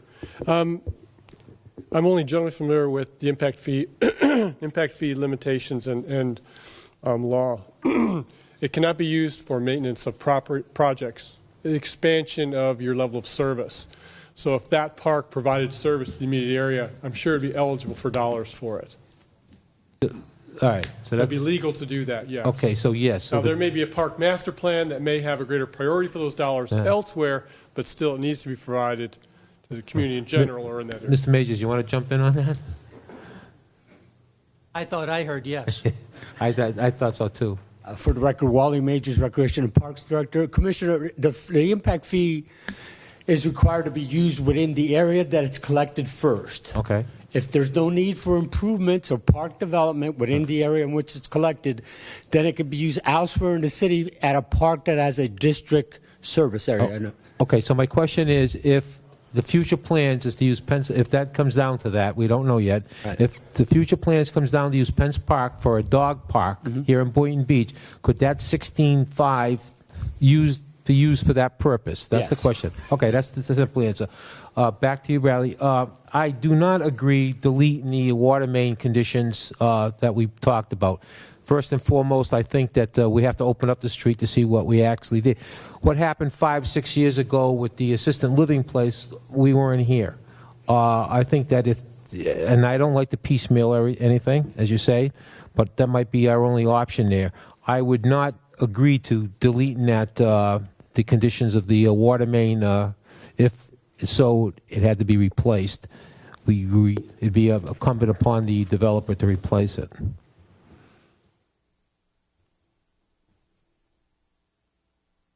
You said it's item number 7 of the conditions, correct? Right. Verify the condition. So it says it's developer required to replace entire length of determined to be AC pipe, and I don't know what AC. What does that stand for? Asbestos cement. Colin Groff, Assistant City Manager. Yes, AC pipes, asbestos concrete. We don't know what it is yet. The problem we have here is this is site plan. We don't have all the detailed design work yet. Once we have that, we start reviewing it and determine what all of the utility features they need to replace or improve or whatever for their development. Because if they don't do it, then the existing customers have to pay for their existing development. So it really comes down to this is a preliminary, it's not preliminary site plan. The site plan's laid out and that's what you're approving, but we don't have all the details yet or reviewed everything. So when it comes down to it, the same thing goes with the hydrant. The hydrant may or may not need to be replaced depending, because they may need another hydrant once we start looking at the details. There may be a second hydrant, a third hydrant, there may be another place. Those things change during design all the time. So this is still preliminary. Well, it's not preliminary for y'all, but from a detailed construction set of plans from a utility standpoint, it has not been reviewed for those kind of details. So there is another utility review. Along with a detailed site plan review. Okay. I guess my question is regarding 500 Ocean in the sense that I heard that we asked that contractor to fix some of the city property or city underground stuff. Is that correct? Yes. The utilities on that project is about $750,000 off-site that they're doing. We are reimbursing them because we're asking them to upsize some piping, and that may be the case here too. Even though it is a short section, again, there's a lot of reasons why we do this. One is if it's asbestos concrete pipe and they work anywhere around it, they're going to break it anyways, and they're going to be responsible for it. So they're going to break it anyways if it's AC pipe. We're pretty sure that's what it is. We're not positive. The second reason is we don't want to have to dig up their new construction in a year from now when it does break. We do have breaks on Federal. If you all notice, in the last year, we've had 2 pretty major breaks on Federal. So that AC pipe is breaking. We are planning a project to replace it over time, but we don't want to have to dig up in front of new development. We're trying to get the new development taken care of with new development. If it needs to be upsized, we will contribute by our policy. So, again, I just don't have all the details yet because we haven't looked at the detailed plans. Okay. That makes sense to me. All right. I'd like to make one comment, and that is in regards to the assisted living facility. Commissioner Costello, you said that we wasn't here. I do believe 10 years ago I was here, so I just want to clarify that. Thank you. I'll point out item 15A. The way it was kind of explained to me in discussions that these 2 bottom units on the rear side of the residential building, the idea is to have them kind of be open access to the street. I can just say personally from experience of living in rental units over the years in college, in Boca and Del Rey before I moved up here, that I always wanted to avoid the first floor for just that reason, that they were kind of accessible. I didn't ever want to live on the first floor because I didn't want somebody able to walk onto my patio. So I think what they're asking for here is that they be allowed to make these 2 porches or these patio areas for those first floor units a little more private, which would make those units a little more attractive or appealing. And that's just my experiences, that I never wanted to live on the first floor of a rental unit because of the open access and the lack of security. They're asking to be given the ability to create a security aspect for these units. So I'm in favor of agreeing with what they're asking for with 15A, which would allow them to create more of a private patio experience than an open experience in that area for those first floor units. And would you also agree with the French doors instead of sliders? I mean, is there a back door to the building on 4th Street? There is, yes. And is that going to be sliders or French doors? Well, there's a main pedestrian door, but So then it's not a double door. Correct. For these private patios, right now it's a slider that matches the architecture for the rest of the building. Okay, and you're asking to maintain it being sliders or putting it to French? We're asking that be eliminated, the entire condition, to have the option to go out on the first floor. Well, that's already built into our plan. So the private patio is there. Staff is asking that it extends out and it's more engaging with the sidewalk, and then that we change it to French doors. So we'd have a ground floor, as far as the doors goes, we end up with ground floor French doors, and up above, because the balconies there aren't as deep, they're sliders. Architecturally, it's gonna look hodgepodge. The difference is that the French doors are a little bit more secure than the sliders, and that it will match the back door, I'm assuming, which is just a regular door. The back door is going to be a regular door. Okay, so I have no problem with, and was it the size of the, not to extend the arch elements, but I would like to keep the French doors. Yeah. Clarify just one moment. I respect the comments, but one thing I want to do is just clarify that one of the words that was first used, which really isn't in the condition of approval, was open up. Staff isn't asking that it be opened up, but have an appearance of a front door. Staff is confident that they could design it to have a front door appearance rather than a back door patio. That was the first words that were used by the commissioners, because that is the appearance and design, and that it's rear patio. It's common for staff to make these comments on projects that are on principal roadways downtown, particularly up and down US 1. Those townhomes that are really interior facing not look like the back of a patio. So it's a patio door, it's the outdoor, hanging towels over the railing, but actually have entranceways and gates to the streetscape, to the front common sidewalk. Staff is confident that it could also be designed for the security, whether that's through distance, through landscaping, through other gating and things like that, but that the face of the building have that door appearance. Does this, front door-ish or back door patio area, does it have any sort of low wall, like some sort of divider at this point, or is it just from your door to the sidewalk, there will be distance that's open? There's some fencing there around there, yes. Okay. And landscape. It's very common for staff to ask for that type of appearance. And really, just to clarify too, there isn't really a back door. There is a common entrance into the building, which is really more so on the parking side of it. So these are just individual unit entry points or exit points. We're talking about the main common, which is at the parking area, is really a main door for common entry into the building, the multifamily building. Do you have a picture of that, Bradley?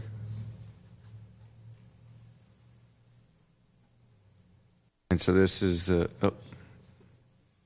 we're looking at the top left picture. Is that correct? Top left is the west elevation. So this is the door. I'm sorry, away from the microphone. This is the door that leads out to 4th. The way that the interior design is, there's an interior corridor that leads this way, and then this goes straight on through to the east side, which here's the main entry doors that lead out to the parking lot. So it's this unit and this unit down here that we're talking about. It's the invitation, if you will. My client made a good point about the doors and the security. The sliders are something that, if you choose to do so, you can slide those an inch or two and get some breeze through there and have a securing mechanism to leave it that way. Where the French doors, if you gap it, there's no way to secure those. So our feeling is that the sliders are more secure than the French doors are.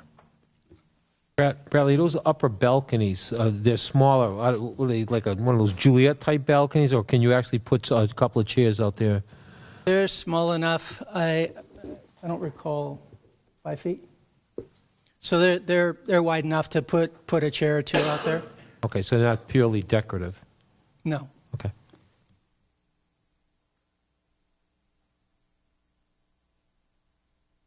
So just, my concern was trying to balance. I understand the desired street effect.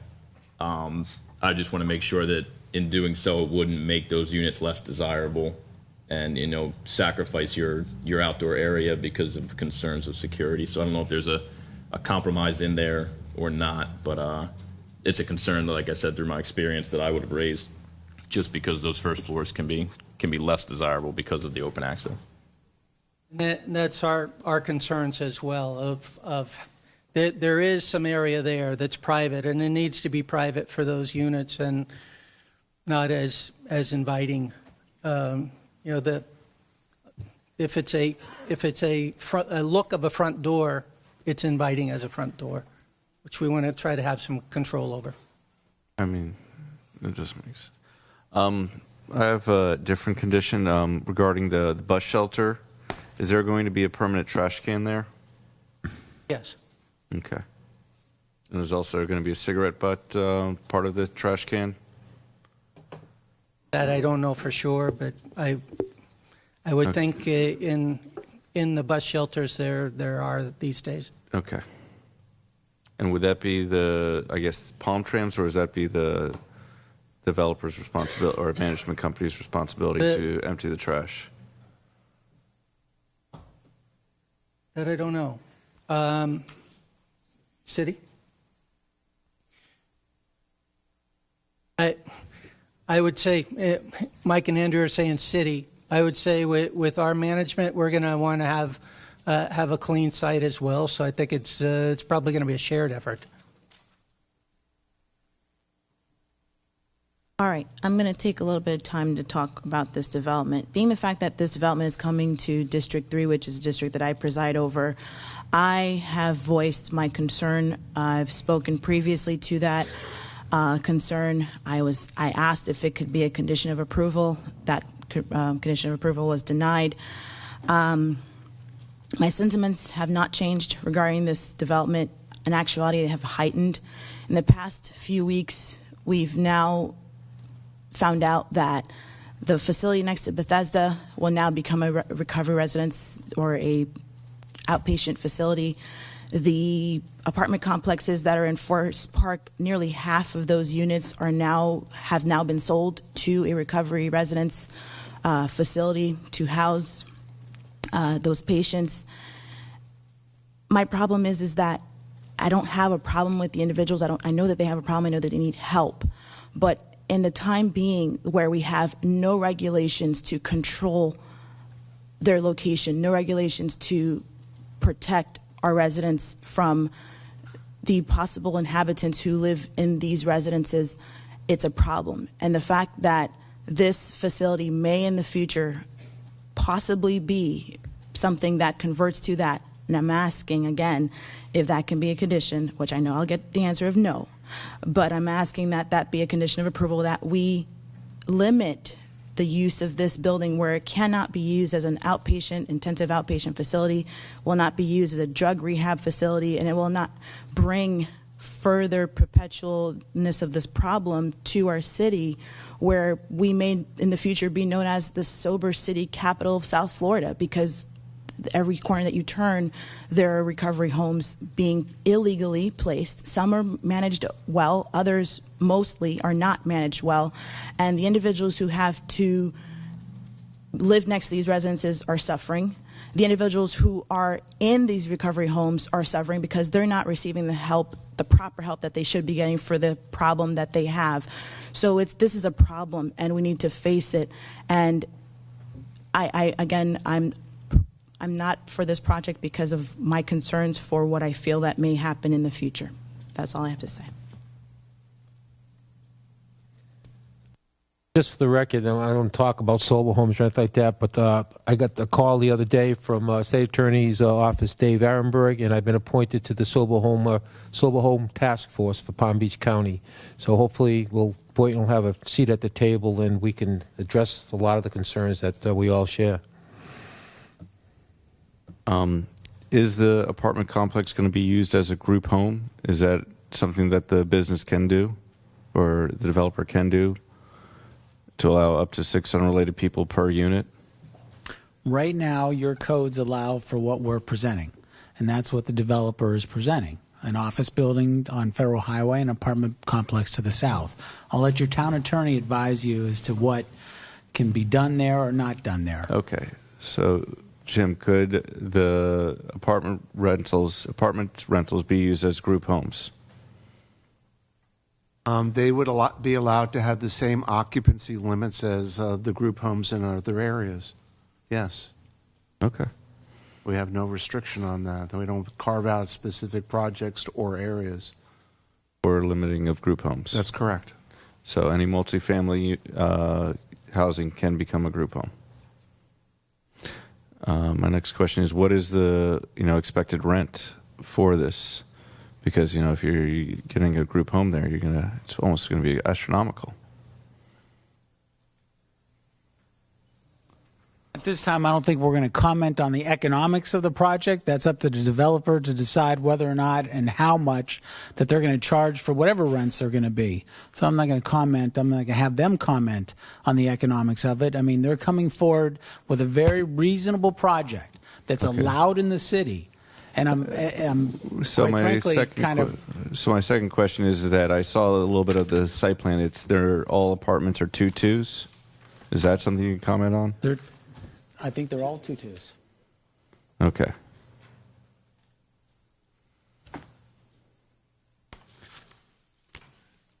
So, I'm going to comment on this because this is where it kind of kills me that, we're up here operating in good faith and we're likely willing to approve a project like this. And I will probably still vote for this because legally that's the right thing to do. But it does bother me that the more we inquire a little bit, it makes me think that if, unwilling to answer to me might quickly turn into, yeah, we're going to do that. And, as a city government, we're trying to do what's best for the people. We're probably acting against the interests. I know we're acting against the interests of some local residents because they don't want the possibility of this to occur. And legally, we can't use that as a reason or we will be open to lawsuit, which no one wants to expose themselves to. But I'm just going to be on the record. It bothers me that the more that a question is asked, the more I'm starting to get the feeling that that is a distinct possibility as opposed to a legal possibility that you're allowed to do it. So I'm just, whether I'm like I said, I'm probably going to vote in favor of this because legally you're within all the right, zoning and codes that would be approved of here. But it personally bothers me that we're going to be the ones making this vote up here to approve this project for you and your client. And it feels shady and it feels like we're going to be the ones that get all the condemnation here. And, that's part of the job, so I can't complain about that. But it bothers me that seems like a distinct possibility as opposed to a possibility that's not likely to happen. So that's just my voice on that. My second question is that I don't know if you can answer this towards the economics, but is the developer planning on fully furnishing these apartments for the new residents? I don't think that's been even talked about or discussed. I mean, that's typically not what happens. So, well, the reason why I ask is that is typically what happens for certain types of group homes, that they are fully, there's beds and everything like that, just like there is in the site plan. If the developer is not going to, pay for all the beds and TVs and everything that's in there, it's less likely for it to become a group home. So I'd like to ask the commission, is that where are we all with the conditions that staff requested that they've appealed? I'm against number 7, personally. Go back to Can we that go back list, to the list and we'll please. just go through them and discuss? Oh, and I forgot, is there anyone from the public that would like to discuss? This is your opportunity.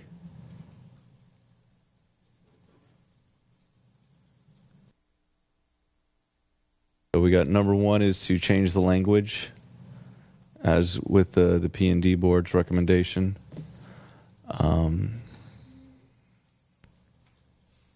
The only one I'm personally interested in is 15A. I don't know if that helps. narrow this 15A down. to change it to the French doors and the open arch to make it more like a first floor. Yeah. And less like the rest of the building. Yeah, I think that, that's not a stretch to expect a degree of privacy. I understand the kind of public inviting aspect to it, but I'm with you with that to make it the French doors and make it more like the rest of the community as a. Just point of clarification. So what we're saying here is that it will mirror the other balconies above it? No, we're saying that it will. Are you saying against 15A or for 15A? Of the appeal. I'm in favor of what the developer's looking for in here in the more private aspect. As in with all the other, with the sliding doors? Yeah. Sliding doors and smaller yeah, I can. Smaller balconies. Kind of a package deal. Okay. I guess. Yeah, I'm against that. I prefer it to look like the rest of the community, that it's a Southeast 4th Street is, plenty of residential neighborhoods. And so it would look more conformity with that.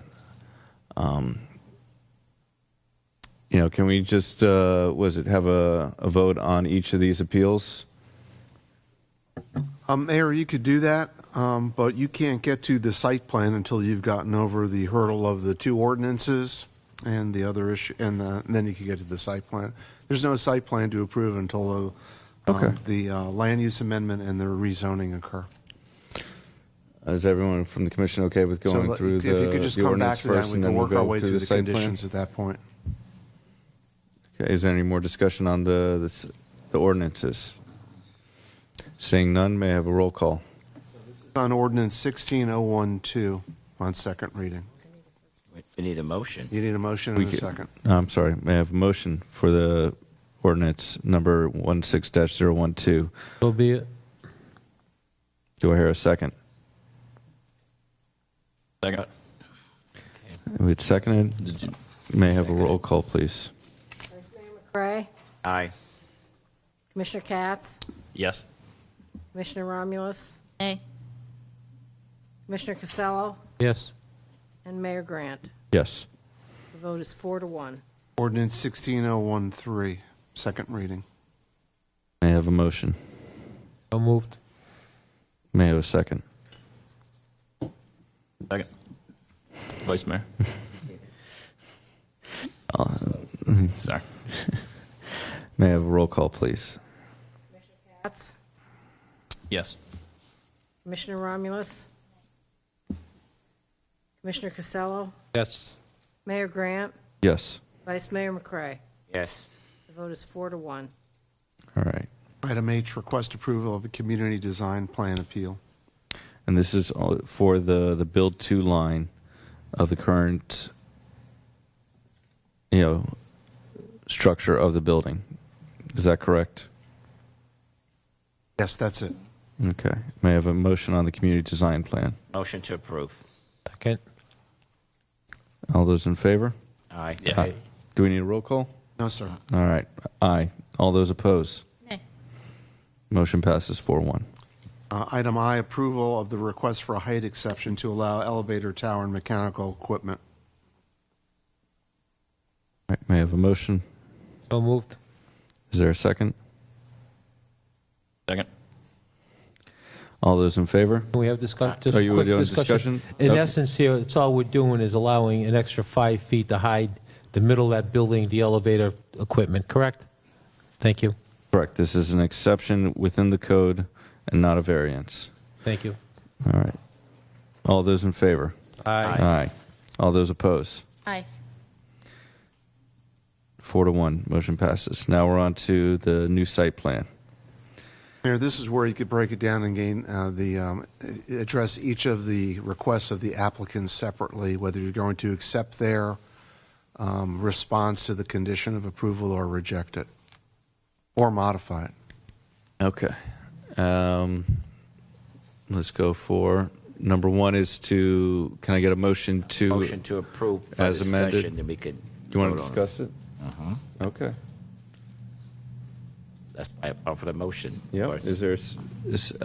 My goal was to go by one. So motion to discuss. Do I hear a second? Vice Mayor McCray made a motion to discuss item 1 of the appeal of the conditions. Second. And now we can go. Now we can discuss. So I get a motion to approve the appeal for item 1. So moved. Second. All those in favor? Aye. Aye. All those opposed? Nay. All right. Can I get a motion for discussion on item 7? So moved. Second. Anything else? You're on to 7? Yep. Verify condition. Can I get a motion to approve? Are you approving the condition as ordered, or the? You need to clarify whether that's to Are we approve the agreeing to their request to terms, or are delete we it. accepting our own? Well, just can to I? clarify. You tell me. I'm Are we? accept- I'm So this accepting is the so terms we. of their- This is they're asking for the appeal to verify condition of the, and they're asking it. I'm sorry, I can't read that. Unless we're agreeing to those the red terms, which are their desired alterations, I don't think we need to. I think we just need to word it in the motion. Mayor, excuse me. We're asking it for that condition to be deleted, to be omitted, and that is the piping. And can I speak on that? Just Yes, you may. thank you. And that's one of the reasons why I came up here. And there was a concern for that pipe from the for us doing it. And I think Mr. Miller brought up several points of what this development does do positively to the community. Let alone added to the tax base, and let alone added to all the utility fees and everything else that's going on, and they haven't asked for anything in return, unlike the neighbor to the north. So there's a big difference. And one of the concerns is the fact that the neighbor to the south has not been required to do anything. And so we're going to be taking on the liability for replacing a piece of a little pipe, so to speak, in the big stretch of federal highway that virtually no one else has been responsible for doing, and probably won't in the future either. That's the bold reality. That's why he asked for a $23 million bond for all these other projects. But we're asked to replace this small section of the pipe where the water's flowing through a bad pipe to get to us, which it just doesn't make any sense. And now you're asking us to take on the liability for what is typically a city responsibility, and that is to provide their residents and their businesses with water. That is a basic city responsibility. And we haven't asked for anything in return in doing so. So we ask that you really can reconsider that, because I think considering the fact that it is couched between, the properties like that, I think it is a city responsibility, and to put that onus on the developer of this project, I think is grossly unfair, considering what they're giving back to the community in that respect and not asking for anything in return. My question is the hypotheticals. Is that, let's say there is a breach after, a year later, and it's the city's responsibility. What then? Well, if the city deems it necessary to replace that pipe, then by all means they should replace the pipe. Whether we're doing it or whoever's doing it along Federal Highway, that should be the utilities department's responsibility, because that's what we're paying these fees for to begin with. And so but you have to tap into it, correct? We do have to tap into it, but if they think it's bad, then they should be replacing it. And that's all we're saying, is if they feel it's bad and needs to be replaced, they should be responsible for replacing that pipe. That is what we, and let's look at this, for good development, for bringing developers to the community, to Boynton. You want to provide that infrastructure. You want to make sure that they're welcome in that fashion. And we're not asking for anything in return for that. I mean, unlike other properties that get grants and ask for waivers of permits and application fees and on and on and on, none of that is going on here, yet the south property is getting all the benefit and Of you replacing the pipe. of us replace. And what concerns us most is the fact that we're going to cut out that piece. And what if something happens to their end of the pipe in that construction? What goes on there? Whose responsibility is it? There's a liability issue as well. I mean, and I think really this is a basic utility function to provide that portion. Our connection is another story. We're not saying that. But the pipe itself that they want replaced, I think that should be deleted. And that's Correct. It's, the asbestos concrete up for the 150 feet along Federal. The big issue is that what's going to happen within a year or 2 years when we start having this whole new water coming through your connection and the pipe breaks. And then we have to tear up everything that you just built and redo it exactly the way that you did it currently. Is that correct? This is hypothetical that it's going to break, within a year after you put in the new connection. So what I got from our, utilities director was that we don't have to worry about that if you fix the pipe in front of you and you have the clean connection. If it's a problem up north or a problem down south, that is the city's responsibility. And that's kind of where, I kind of, changed, is that I understand it's not fair. Absolutely, it's not fair. However, it's not going to be fair for the city if we have to redo everything that you just did.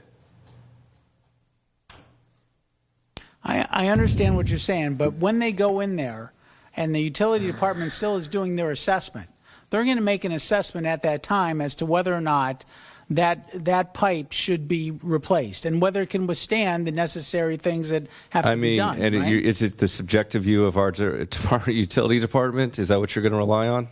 Well, I would certainly hope that I have a lot of faith in your utility department because I drink their water quite a bit. Absolutely. So if we're going to go down that path, I hope we're not. But I would hope that they're going to do the proper assessments and make sure that if the piping is the asbestos type pipe that has to be replaced, they're going to work with us and replace that pipe. Right. As they should for the property of the south as well. I mean, that should be no different. I'm not speaking on their behalf, but it should be for along that stretch. That's what the utility department is for.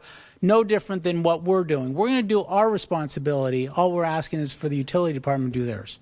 Vice Mayor McCray. Thank you. I'm glad you said what you said. I agree with you 100%. We are responsible for the infrastructure of this city. If I was building a home, I would not be expected to dig up and put down no pipe for it to run. I'm on the same wavelength you all are, and that's just the way I feel. It's our responsibility. Well, sir, I respectfully disagree with some of the statements there. I think this has been a give and take type negotiations through the city here. We've given you a height exception. We've given you the optional parking.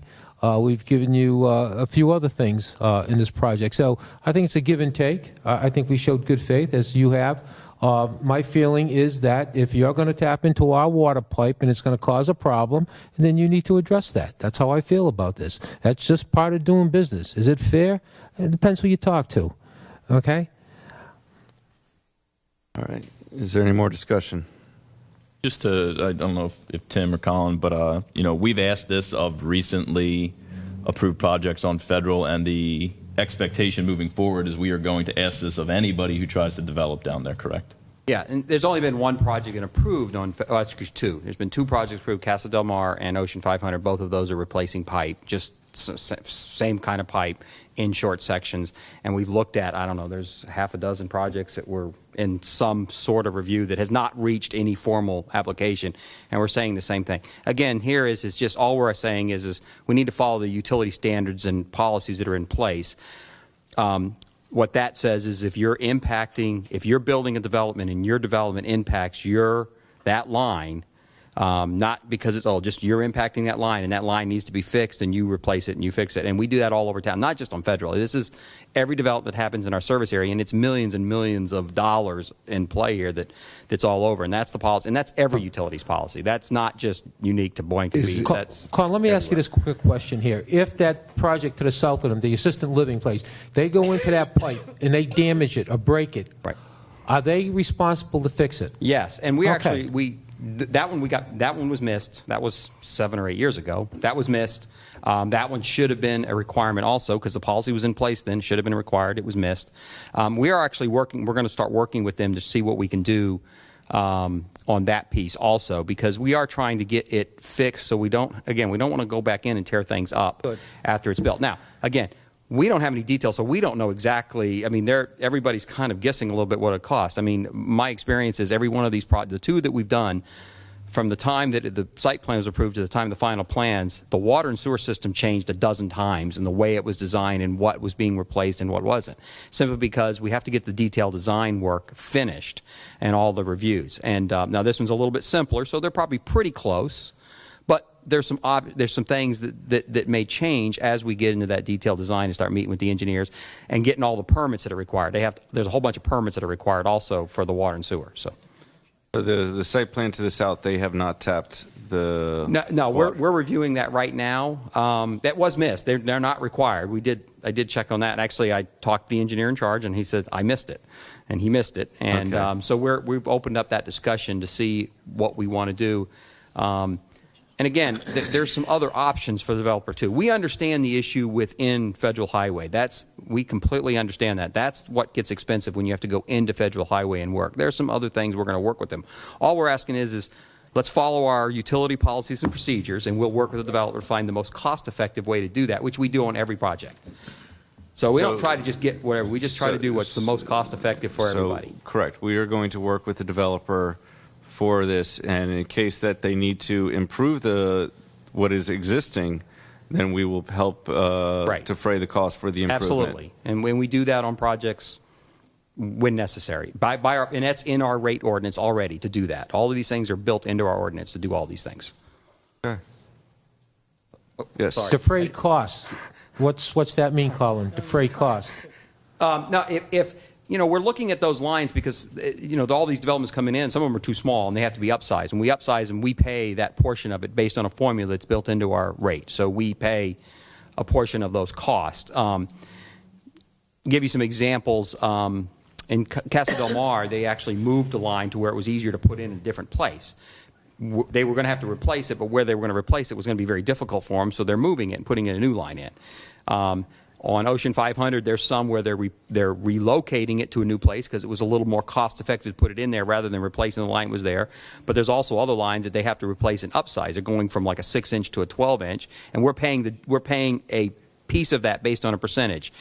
So and on Ocean 500, there's a couple of lines. Okay, so you do the same thing in this project? We do the same thing on every project. We do it on every project that comes in. Thank you. In regards to your rate ordinance that you just brought up, I would like to have a copy of that. Absolutely. Yes. Yeah. I mean, again, I'm going to refer back to the liability portion and the responsibility of the utility department and fixing this is a reasonable compromise as they take care of the physical pipe. We take care of everything outside of the pipe and all around, but they handle the responsibility of making sure the pipe is properly put in and connected to the both sides and take on that responsibility.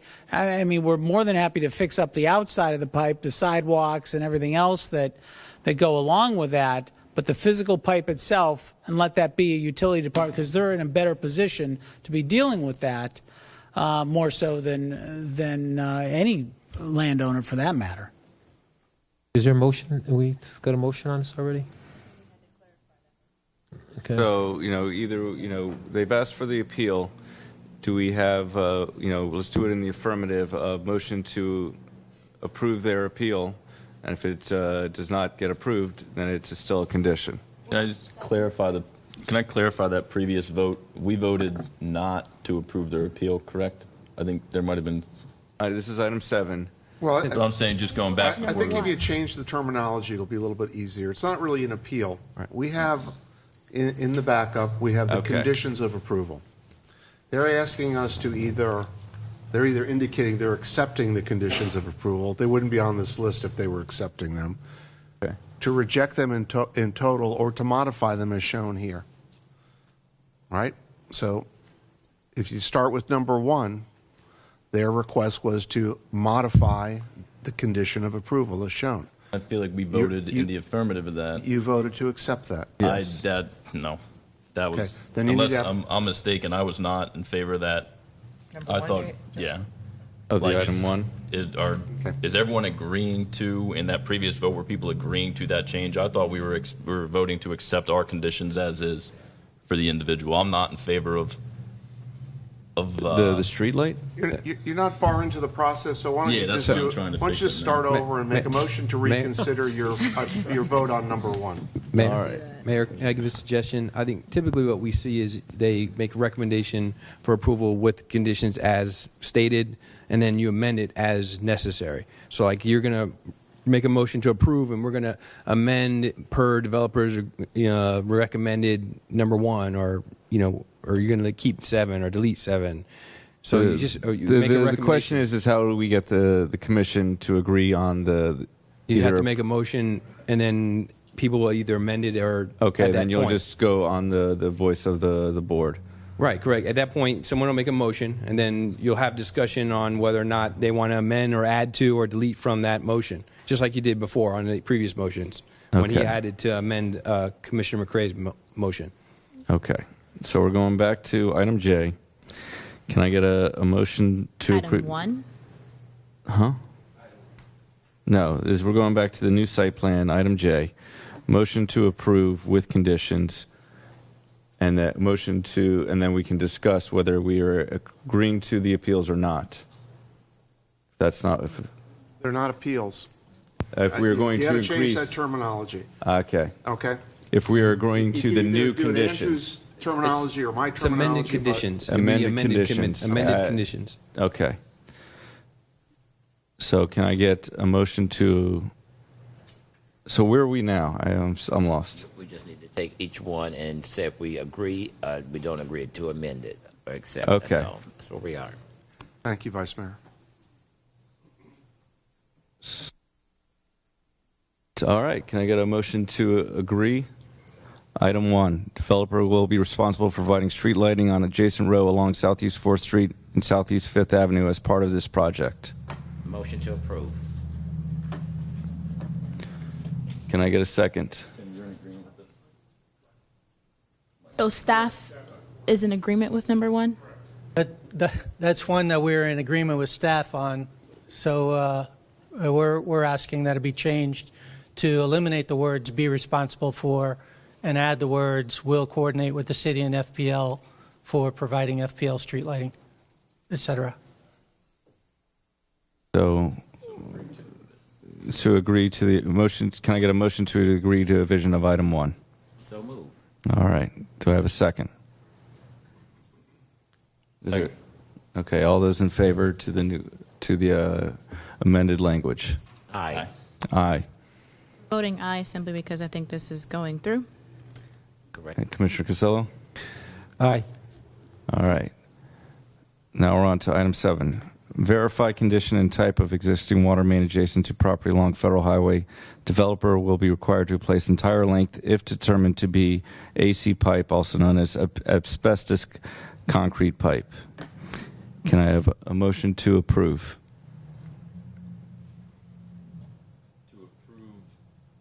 They're asking for an amendment, so Well, if you want to amend it, I'd hear the motion to amend it. To be clear, the applicant is recommending that Commission 7, comment number 7, be omitted. Regardless of what you're reading there, looking at condition number 7, the requesting it be omitted. Okay. I'd like to make a motion for it to remain as a condition. Okay. Is that- Continue supporting condition number 7. Correct.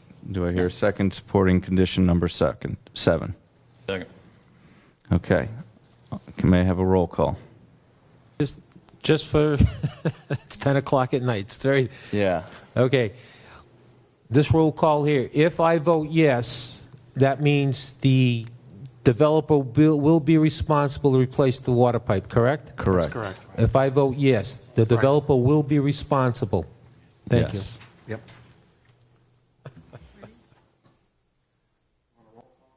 Absolutely. This is the big one. Aye. Yes.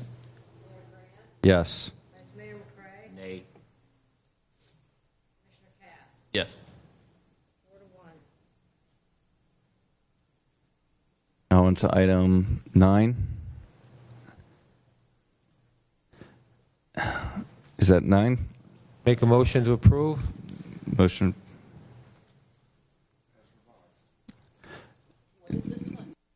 Fire hydrant. Read it. This is the fire hydrant. What we're asking Oh, here so that's for 10. here is number 9 is to eliminate the words existing and. So we're still required to put in a new fire hydrant, but the existing fire hydrant would remain as is. Okay, this is item 6. Motion to approve. Staff wants to maintain the language that was up there? Correct. Okay. So, Just for discussion, when I was in your office, you had agreed that you would place the existing hydrant to match the new type hydrant. That's what you told me. And I thought I saw it on one of the conditions approvals over here. They both be those Segway, whatever they're called there, scale That block. is a proposed condition. What we talked about was what we're proposing here tonight is to the new hydrant that's going in is the Correct. newfangled hydrant. The existing hydrant that's The there, existing hydrant, we want to keep it as No. it is. but we had that discussion. You said you'd be willing to replace that existing hydrant to match the new hydrant that's going in. That's what you told me. That correct in your office? That's the discussion we had, and that's what you agreed to with me, right? If we came to a full agreement, we did have the discussion. And we came to agreement, right? You know, it's a yes or a no. Well, it's a yes or no. That's Well, what no, I'm no, asking no, you. You vote for yes or no for the change of language. Because he's asking right here to propose not to replace the existing fire hydrant, to take it away. We're fine with it. We're fine with replacing it We with a condition. leave it as staff has proposed. We'll replace both. Existing and proposed. Okay. That's actually condition number 6. Correct. Yeah, it's not 9. Again, we want the condition to replace both. If once we get into the details move the hydrant or put something else in because of the regulations, because again, we have to go look at all the different regulations, detailed regulations on where hydrants go. That may change. We need the condition, so if it needs to be replaced, it's replaced. We may not have to have it replaced because it may be off-site. There may be another hydrant someplace else. We don't have those details at this point. So all we're saying is right now they need 2 hydrants. Both should be new, and we want that condition. That's what we're recommending that condition stay. When we get into the details, it may wind up 1 hydrant, no hydrant, 5 hydrants. I mean, we've had projects where they have to add hydrants. So they've done their details. They're assuming that they're correct with the 2, but we haven't reviewed those details yet. So all we're asking for is if the condition right now, what it says is if you need the 2 hydrants, they got to be 2 new hydrants. And if they don't need them.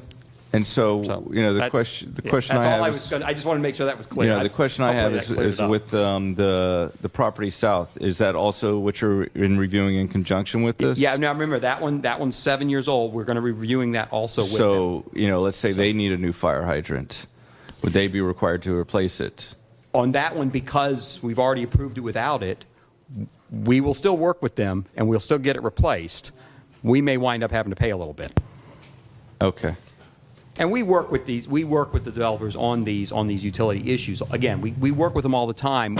The conditions are way up here. Then we get the details and work out exactly how we do that. The most cost-effective way for everybody. And yeah. We're agreeing to it. Okay. So, I think we got what we want. All right. So we got 2 more left: 15A and 15B. Do we want to amend this 15A or 15B? 15A and 15B, we're asking be deleted. This pertains to the porches. Correct. On the residential apartment building, and doing the awnings and eyebrows and relocating trees on the Federal Highway side with the office building. All right. So can we, is there a motion to change item 15A and B? A. You guys said that there is some fencing aspect, gating aspect already in place. There is. Okay, so I'm comfortable with them both as is. All right. No, we're not. If there is changes, then we're having a motion. If there is no changes, then we're not having a motion. That makes sense. All right. Seeing no items for 15A, 15B, is there a motion to change? Seeing none, moving on. May I have a motion to approve site plan as amended? Do I hear a second? Second. You know, would you?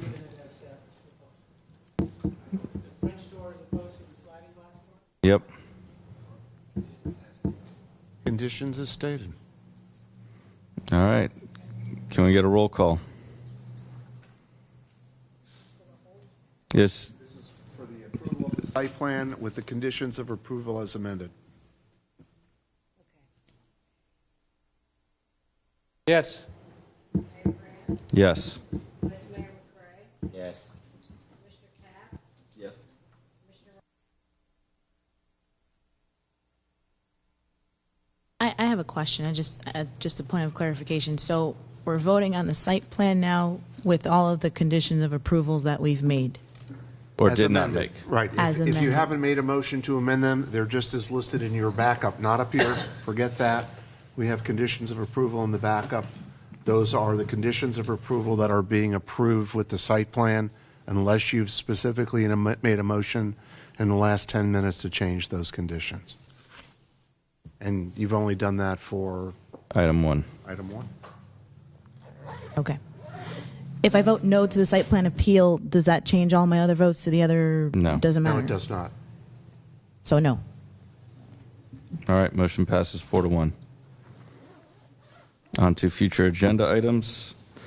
Next meeting, we will be discussing the Quantum Park Overlay District, the interlocal agreement between the Boynton Beach and Briny Breezes and Ocean Ridge is to be determined, and we will be doing the consideration of accepting road rights of right-of-way and utility easements on CRA-owned property in association with the model block project. Just add one thing, because this is the only time I get to talk to you guys. The item C on future agenda items, interlocal agreement with the City of Boynton Beach and Ocean Ridge for fire rescue services. I'm personally interested in, and this was kind of discussed at strategic planning, that with regards to the parking meters potentially being placed in the future at our beachfront property that's technically under the jurisdiction of Ocean Ridge, but we wouldn't be able to reap the ticketed revenue since it's not our police jurisdiction. I'm interested in looking into some possibilities that are, in an agreement with fire rescue or in a side agreement that we keep extending these services to Ocean Ridge, that we also are allowed to fix that jurisdictional issue over ticketed revenues at the park should we put metered parking in. That's just something I'm looking into. Okay. I don't think they're going to give up the property, but We're just talking about the jurisdiction for the tickets. It's Okay. our park, right, it is our land, but they would have the right to enforce the parking. and we'd have the right to not extend them fire services. Yeah, that would be poof. I'm just saying that they could extend some hospitality our way if there's something that Yeah, absolutely. that we're looking You can for. say what you like. And is there any other comments before we get a motion to adjourn? Not to hold this up any further, but was there any reason for bringing this up, Vice Mayor McCray? Having this, minutes. all the minutes printed out? Was there a reason? That was for my own. I got it straightened out this morning at our commission meeting. Oh. Okay. I'm not at commission meeting, on my one-on-one with staff. All right. I just wanted y'all to have them. If y'all get any questions. Yep. No. Can I get the motion to approve, adjourn? Second. All those in favor? Aye. Motion passes.